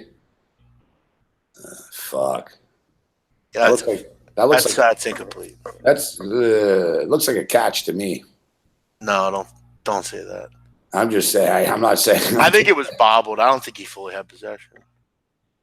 Oh, please. See, if that's the NFL, we're sitting here talking. Oh, thank God. All right, so I guarantee the announcer going, "Oh, that's great." He goes right back to the same guy. He shows the confidence in him, Chuck. Yeah, this guy is an antsy motherfucker with the football. This Green kid, he just throws it up. What's this flag about? Holding on Purdue. Oh, it's pass interference. Defensive holding, I think. Automatic first down. Good. 15 yards, baby. It's better than holding. Fuck, I'm screwed for my second half. He got there early. You got to hope for overtime. That's not happening. Whatever. I just want. I mean, if they get a field goal here, it's a 7-point game. So, I mean, I'm hoping you're wrong because I have them plus 1.5. Listen, I'm pulling for Tulane, But I got Tulane +6. So if Wake Forest just kicks a damn field goal here, I'll take it. Yeah, you win by 3. See ya. Yeah, perfect. All right, so we Nice talked. long drive. We talked. You got to be proud of your boy Babano. He made the big decision yesterday. He's like LeBron with that South Beach shit. Yeah, I wanted to know. I mean, what was the bigger decision? Was it, LeBron James going to Miami or him deciding what he's going to do with his future? Babano. He's so serious, Babano. But it was even like the video was literally 25 minutes. It was great. I have to say, it's good work by him. So he said he's joining you guys in October. When are you and Donnie? So I assume for this win NFL starting next week. I'm going to start this weekend actually. So Saturday would be my first day of giving stuff out. We really wanted to find someone that could do other sports. We don't cap hockey or CFL. And Gabe, we weren't really looking at anyone. I mean, Donnie and I can do it on our own, but we like Ian Cameron. Even a guy like you, or someone that we trust, we like working with. And for us, we think Ian Cameron can go and do his own thing. We don't think he needs to work for anyone, and he doesn't work for us. He works on his own. We just basically host him on the site. I mean, it's a good idea actually. No, it's good to have a team like you said, a community. I mean, Gabe, here's how I look at it. If he sells picks, he should make the money. I shouldn't make it. I don't sell the picks. He does. And some of these big companies, that's what they're doing. They're taking these people, they're taking 40% and giving them, they're taking 60. I mean, that's bullshit. Yeah, I know it's crazy. I'm gonna get screwed here on this Tulane. Fuck. Actually, no, it'll be 6. I'll get a push. Oh, you got 6? That sucks. Yeah, this is a sweat for a lot of people because it went down to 5.5. So I bought it back up to 6. I actually considered buying it to 7, but it was too expensive. It was like 148. Sure. That's at that point. Yeah, they don't make it easy. Listen, fourth down, first down. Looks like the first down. He got it. Boom. It's a big conversion. Man, Pat fucking Fitzgerald does have some fucking stones. I'll give him that.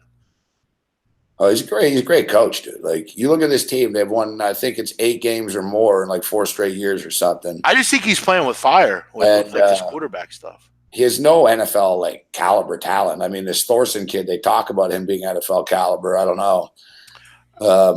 I mean, the next year's draft, there's not much quarterback wise. I'm saying Fitzgerald here at Northwestern.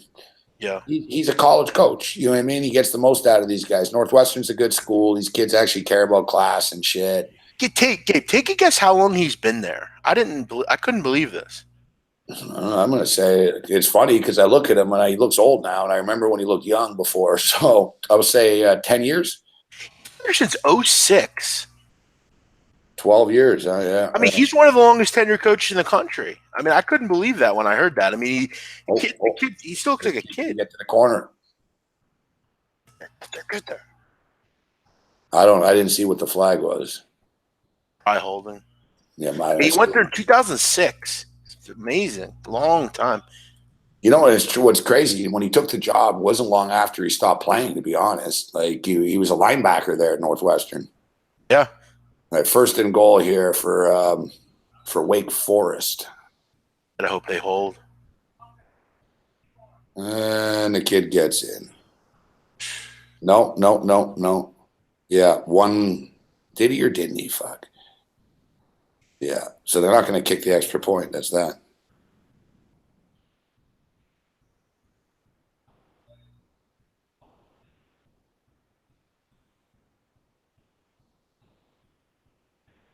Fucking dickhead quarterback on Wake Forest taunting the fans. Fuck. It's like, dude, you play for Wake Forest. Fuck. And you're a backup. You're not really even the starter. Like, fuck off. Fuck you, Hartman.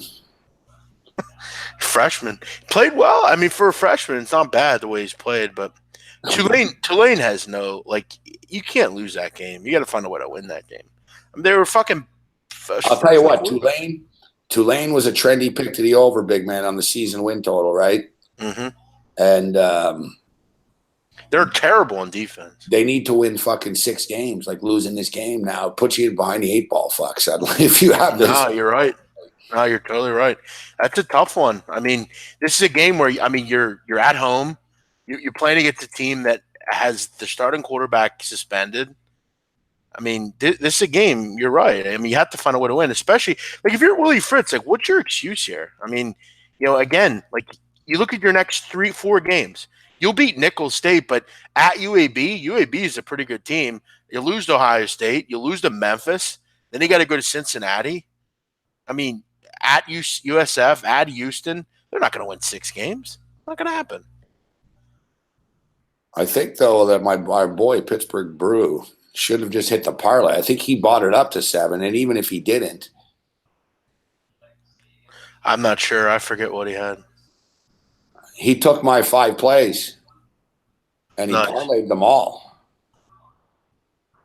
It was Central Florida to cover, Minnesota to cover. They only won by 6, no extra point, right? Yeah. I think he got it up to 7, but even if he didn't, he'd still win the parlay on the other 4, Boom. There you go. How much did that pay Pittsburgh, bro? Damn, imagine if you had like laid 6.5. That's rough. I didn't parlay it, son of a bitch, but not bad though. 4-0-1 with our college picks tonight. Hey, by the way, Gabe, you were talking about some of those big point spreads. Yeah. I laid a big number 2 years ago, and it got called. It was 79-0. They called the game with like 5 minutes and. Yeah, that's the one. That's the Florida State Savannah State game, I'm sure. It was Missouri Delaware State. They were up 79-0. They called the game. Really? Fuck. Before 55 minutes. It was 40 seconds till 5 minutes. They called the game. Oh, absolutely sickening. Because that's the official number, right? 55 minutes, yeah. And then I took Colorado State. I laid 51 one time against Savannah State, and they actually played the whole game. I think Savannah ended up covering. I think it was 58-13 or something. Okay, big man. So I got on the road here in these hotel rooms. I got to wrap some of these shows up earlier.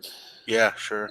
Saturday night will be cool though for the Patreons. I don't know. I'm either going to do it from the FanDuel Sportsbook at the Meadowlands. Nice. Ooh, look at that Boiler fan. Or yeah, she's just like Kelly in Vegas a little bit. Settle down, cameraman. Fuck. Cameraman loves it. Okay. Cameraman stayed a little long there.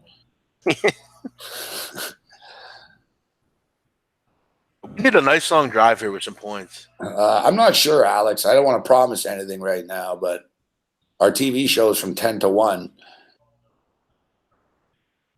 Our TV shows from 10 to 1. And then, I know you're busy, Gabe, right now, but in a few weeks, you have to let me know. We can go down to the Borgata. Oh, to Atlantic City, yeah. Yeah. We've got some games there and stuff. Yeah, I never been to Atlantic City before. Yeah, you would like it. It's kind of like a town for you. You're kind of like an old school kind of guy. Yeah, no, I would I'm sure I would. Just I guess I could take a train out there from here. If I... Yeah, you can. Amtrak, right? To AC Convention Center. Yeah. Right from Penn Station. It's only like $50. Lord Gugu says I was hot for Kelly Vase. No, I know. Set it on, Lord. Oh, you see the Stephen A. Smith? I'm the Stephen A. Smith of gambling. I don't know if that's good or bad. I mean, you're a lot more likable than him, I feel like. He's a bit of a douche. Yeah. And no one really likes him. I think you're a lot more likable. Yeah, but that's how you get that's how you get those jobs. You got to be polarizing, big man, right? That's the whole thing. Oh, sure. That's what people always say to me, though. It's like, oh, big man, you're such an abrasive asshole. Well, yeah, okay. Do you want me to sit here all day and be boring? I like the Mets tonight. Like, no, I'm gonna have fun. I'm gonna go at people. We're gonna have fun. All right, settle down, Ray Hall. We get it. You're rooting for this company. Beat it. Yeah, I know. You know what? Settle down, Ray Hall, because I know King Rail, who is the dude. I hate to say it, dude. He doesn't. He doesn't. I don't know what he does. He doesn't have you in here doing exactly. That's not his style. I'm sure if he wants us to find him, we'll find him. I don't think he needs you touting him all night. We get it. All right. So as I was saying, let's jump into Friday's games here, big man. So see if you like anything here. What do we got here tomorrow night? Oh, we got a useless game here. San Jose State. Holy shit. UC Davis is up by 14 on San Jose State right now. How bad are they, San Jose? Wow. Well, now we're out of field goal range. What a useless fucking group. Oh, that's a penalty, Gabe. You see that? Oh, it's a terrible call, but we're going to get it. It's going to be an automatic first down, Gabe. Holy shit. Look at Fitzgerald. Fitzgerald's even like, hey, calm down. Is this a personal foul? We're going to get lucky here. Oh, they should have been off the field. Unbelievable. Oh.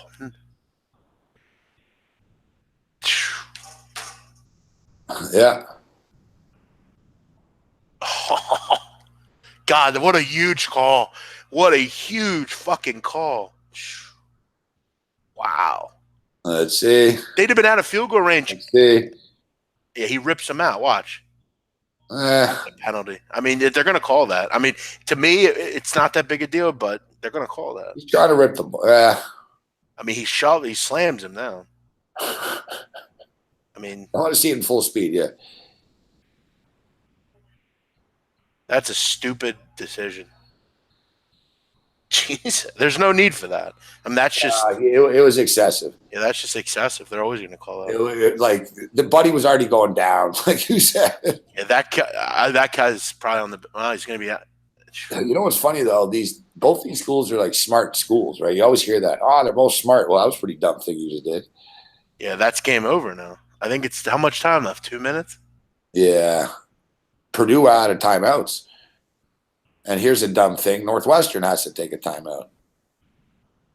That's an ugly fucking call. Brutal. Dog shit call, Matt H. Do you watch football? It was so excessive. What are you talking about? I know you're one of these guys. You don't think anything's a penalty. That was a penalty, Matt. I mean, I know you don't think it is, but it was excessive. You can't. I thought it was borderline, but right in front of the ref. I mean, the thing is, they like in college football. Like the thing is, I thought at first he was trying to like pry the ball loose, but he really wasn't. He just trying to slam the guy down, right? Yeah, and he's way bigger. I mean, it's dangerous. It just is. I mean, you can't do that. I know it's in real time. I mean, you just got to be smarter than that. Make football violent. College football is more violent than the NFL. If you want real violent shit, you got to watch the CFL. They're fucking nut jobs in that league. No one just watch UFC. That's pretty violent. You want fun? I mean, it's football. It's not fucking grappling and, you know. Yeah, you want to watch football. I mean, I get we want it to be violent, but, I mean, we do have to think a bit about the long-term effects. We're going to get out of here. Unbelievable. It's unbelievable. This game barely went over the number after all that. Yeah. What was it at halftime? It was at 48 at halftime, I think. Yeah. Oh, you hang out at Meadowlands, huh? Me? No, Alex Wander. Put it this way, Alex Wander. I should be there like Saturday afternoon, like 3 o'clock, 5 o'clock type thing. Yeah, please block fucking. Hey, Alex Wander, is there Wi-Fi? Alex Wander, is there Wi-Fi at the book? Alex Wander, let me know if there's Wi-Fi. Like, can you bust a laptop out there at that sports book at the Meadowlands? I'd imagine there is. It's pretty new. Have you seen people with laptops there and shit?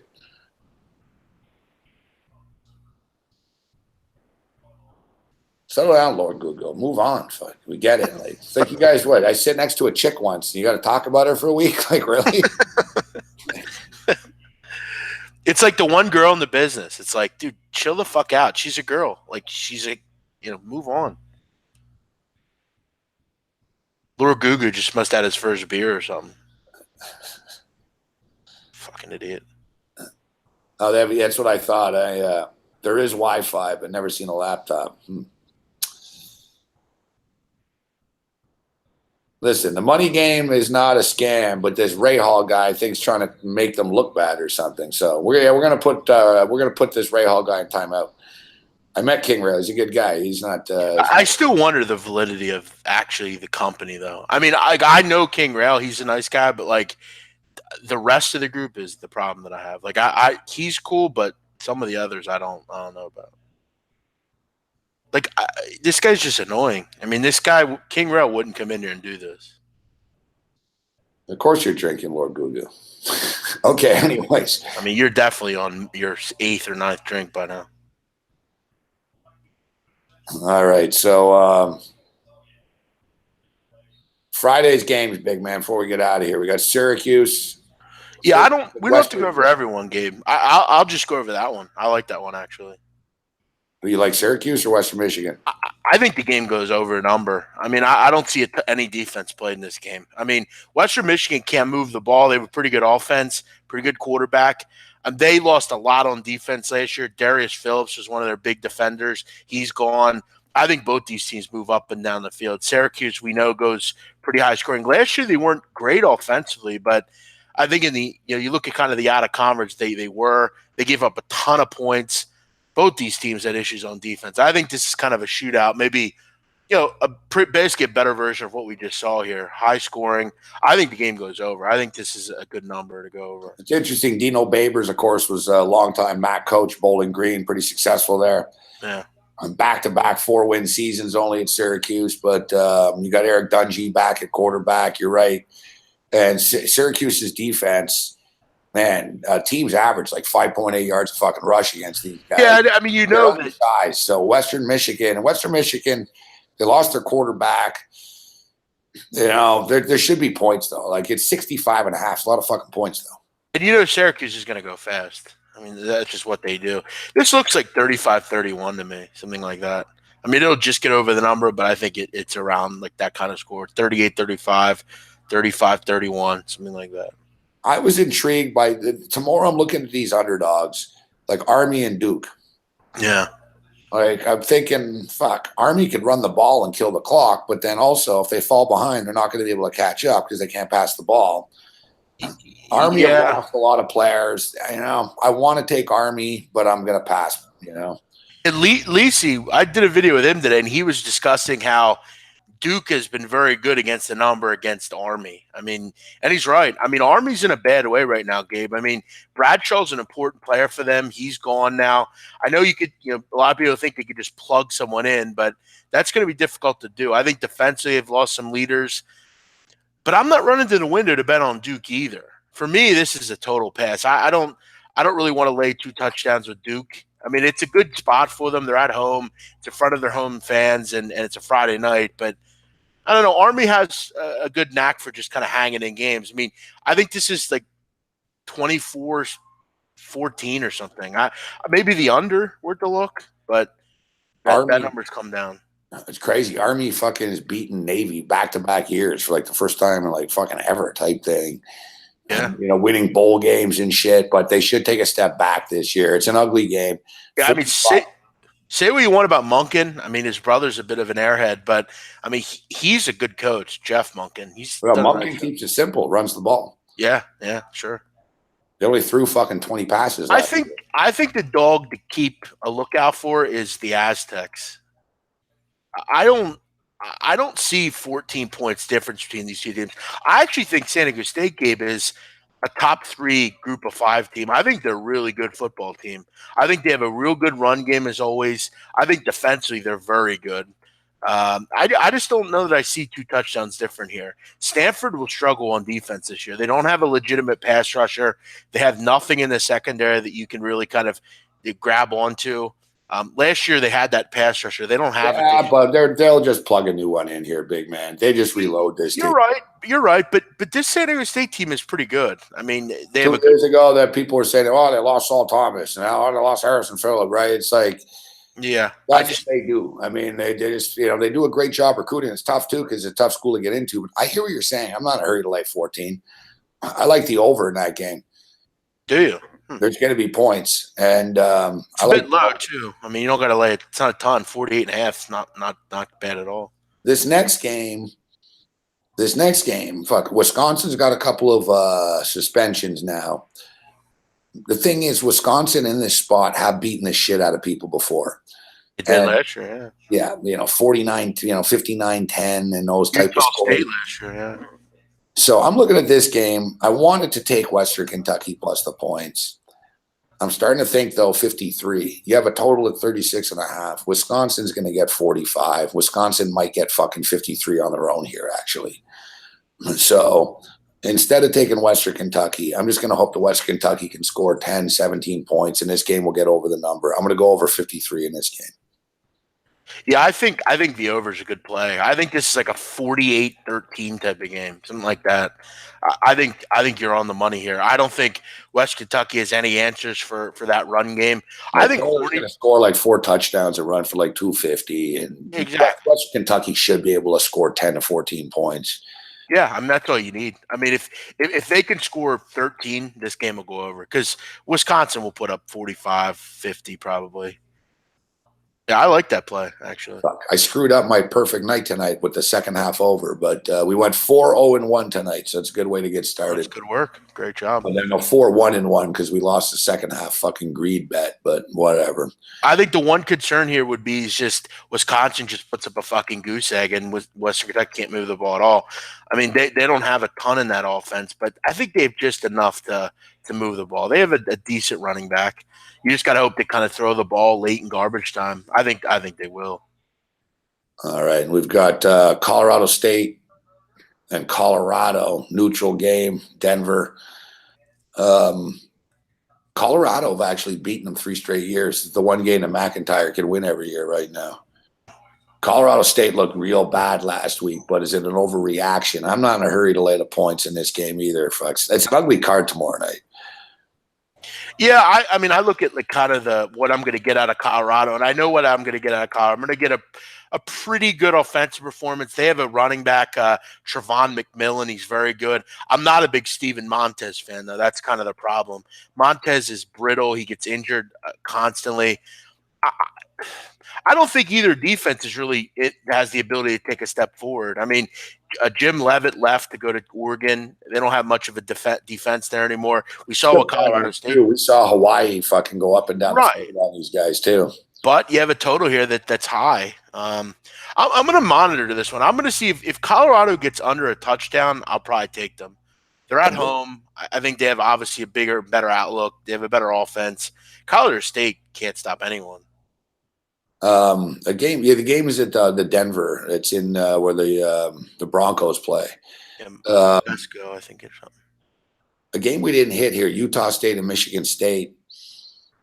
What do you think about this one? Utah State are going to be good this year, actually, but Michigan State are pretty physical, and Utah State have been killed in these spots going to the Big Ten country. What do you make of this one at 23.5? Yeah, this is a tough one, but I think we kind of learned tonight with, some of these games where I don't think some of these you should overthink. I mean, this is a Mountain West team going on the road and taking on a team in Michigan State that I think we should keep an eye on. I mean, they're a top 10 team for sure. Yeah, and defensively they are terrific. I mean, D'Antonio really has a good defense back again. I mean, their secondary's phenomenal. I think it's a lower. I don't think Utah State score a ton of points. I got a feeling this game's like a 34-7 type of game. I think Utah State will struggle to move the ball. I really do. This is just a big step up in class. You have a Power 5 against a G5. That's one of those kind of check marks that I look for. I like their offense as well. I think Lewerke's a good quarterback. I like their run game a little bit. I think Michigan State will be a nice surprise this year. I think it's like a 38-7 type of game. I would probably lay it if I had to here. All right. Big man on campus. So you're going to have a full slate of picks on Saturday, yeah. rightsidewager.com. Rightwager.com. Yeah. Gabe, we were considering staying with like Right Side Sports, something like that, but there's another Right Side actually in the business, and he's not doesn't have the greatest name. So, and Donnie kind of always gets called that it's him. So we kind of wanted to stay away from that. So we kind of just try to think of a name, and that one worked. So good. No, good name. Good name. We wish you the best of success with it. I'll tell you what, man. It's been I thought we would do well. I mean, we've obviously grown a little bit, and we have a bit of a following, but I'm quite surprised at how well it's done. But yeah, listen, we're hoping to get you on at some point. Maybe we can pry you away, get you to sell some picks sometime. I have a lot of. I'm a big diva. You don't want to deal with me. That's what I hear. I heard you're moving in with Cardano. Is that true? No, And no, I no, thought you were serious when you tweeted it. I thought, wow, no, maybe. no, no, no. Just it was just for a night or something. Okay, got it. Yeah, it was basically just for a day. Hopefully, I can take care of this condo stuff quickly tomorrow, but we'll see. In fact, I got to start getting on this tonight. To be honest, man, it never ends, guys. Listen, you guys know, man. Usually, I go 3-4 hours and shit if I can, but there's not enough hours in a day. I'm in a hotel room. A lot of people wouldn't even be doing these shows. I just traveled fucking another 3,000 miles today. I mean, You've been on 2 hours. That's long enough. If I could just throw one playout game for you on Saturday, yeah. late game, Navy Hawaii over the number. Love that play. Love Oh it. yeah, yeah. Well, Saturday is going to be a great day of picks. Oh yeah, and don't forget about North Carolina A&T game, the FCS against East Carolina. They will. I think they will knock off that East Carolina team. Nice little FCS game to keep your eye on. Saturday, I was on a plane. I broke down every game on the plane today. Nice. And of course, I was like, fucking, I wanted to get a pencil out from my bag. I was like, no, I'll remember everything. I'm looking, I'm like, was it that game? I was like, this one, I gotta go over them all again here. Yo, when I came back from Vegas, Gabe, I had no one in the two seats next to me. It's fucking great. I always love that. That is. I was lucky the middle seat was open for me too. Nice. Yeah, those are the best. The one for me is actually West Virginia and Tennessee.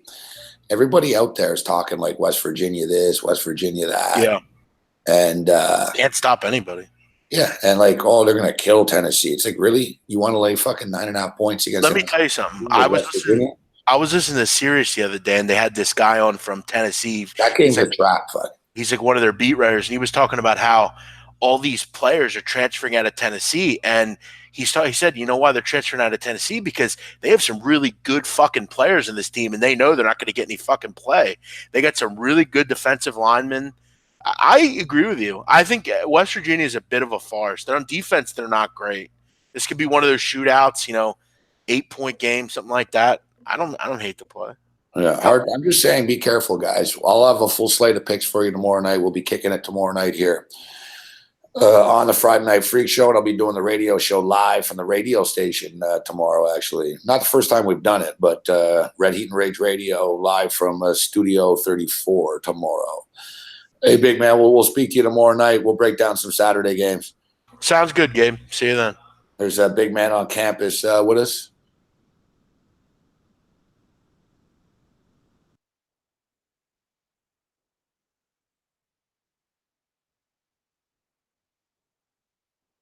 Oh, it's a very good point. You're right. Instead of staying with Cardano for a few days, I should say, you're right. Let me stay with Serpico. I don't think she would want that. You know what, though? I'm glad I remembered this. Listen, the SBR form is going to be under maintenance tomorrow, Friday, September 31st at 10 a.m. But just for about an hour or so, all right? So if you guys are members of the SBR forum and you are going to log in tomorrow and you're like, what the fuck's going on? There's a problem. Don't freak out. They're doing maintenance at 10 a.m. Eastern until about 11 o'clock Eastern. Just 1 hour. The SBR forum will be down, but it's not done. They wanted me to bring this up. They wanted me to bring this up and let you guys know.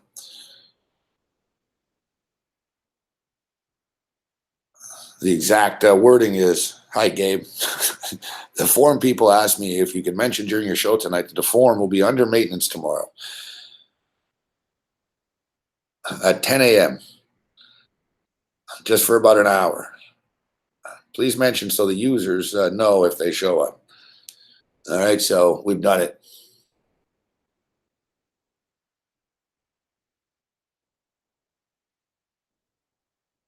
What's up, Grinch?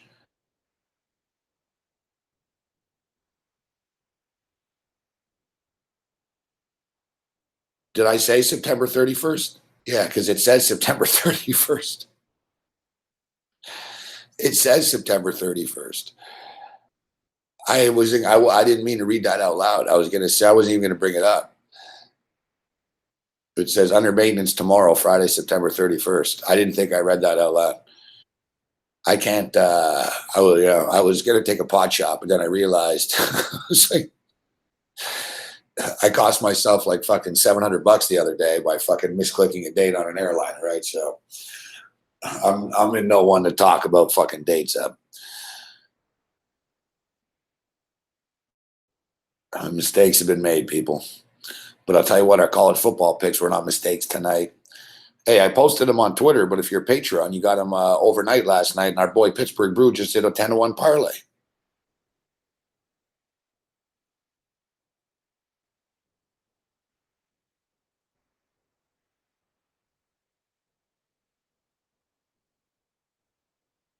Hey, what's up, bro?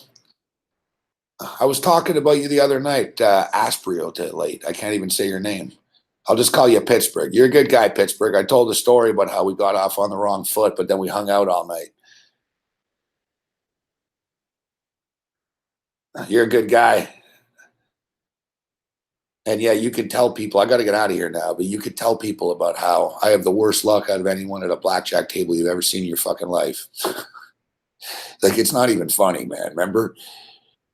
I remember looking at you and you had your best line of the night. I remember you telling me, you're like, I feel bad for you, but I'm winning because you have such bad luck. I'm getting all the good cards.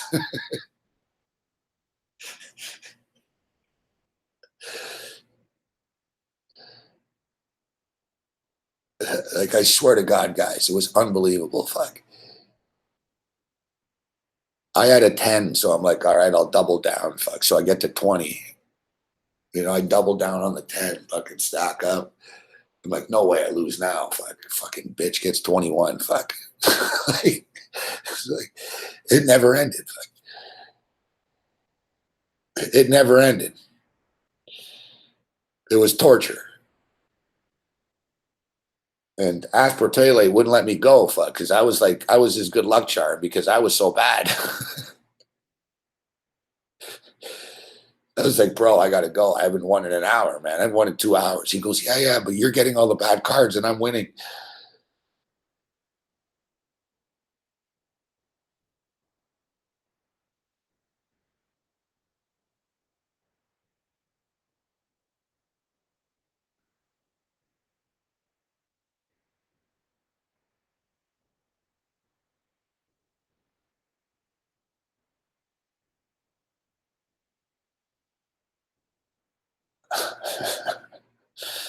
Yeah, we'll be back tomorrow, Sandu.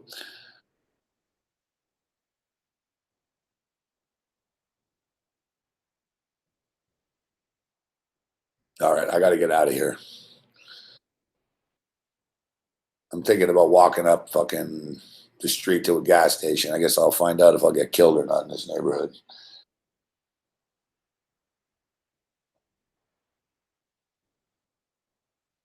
This traveling catches up. Fucking restaurants and fucking airport food and shit. This hotel, there's nothing open. I feel like George Costanza here. There's a fucking Coke machine right next to my right next to my door here. It doesn't work. Like, I put the money in, it just gives it back. There's a bar on the corner that serves food, but I don't feel like going into a bar right now. There's a gas station up the hill. Fuck. It looks a little shady up there. Do I really want to be walking around fucking looking for a New Jersey gas station at fucking 1 a.m. here tonight?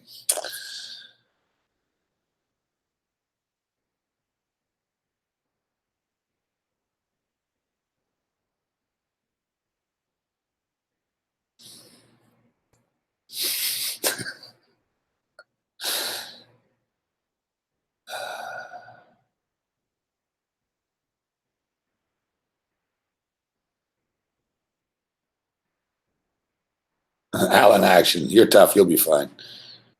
Yeah, it's not the toughness, Alan Action. It's the fact that I don't want to walk up a hill to a gas station.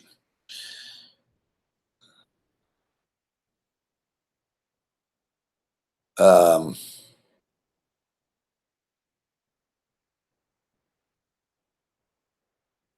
Like, what are they going to have at the gas station? Like, if I would know what they've had there.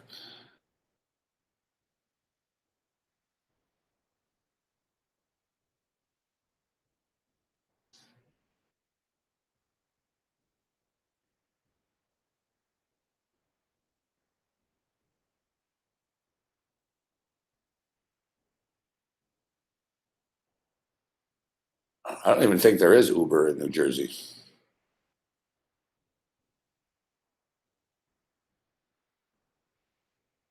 Yeah, Brian Rowe, exactly. A deserted gas station with dim lighting. Rowe knows.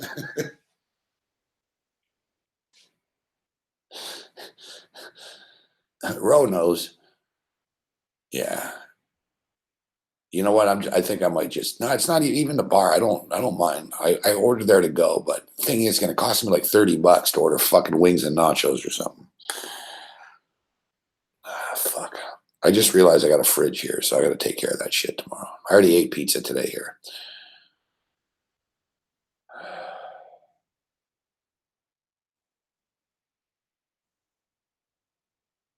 Let me see if this place is open. Hula Hands. Hula Hands.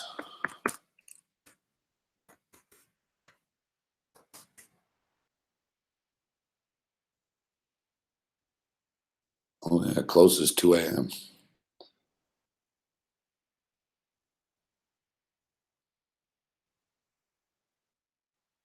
Relaxed chain restaurant with an expansive menu including pub fare, steak, and pasta. This is where I might do the show Saturday night, actually.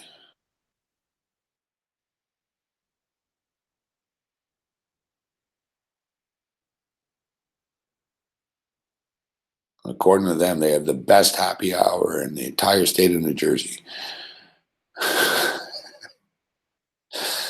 All right. Thanks for tuning in, guys.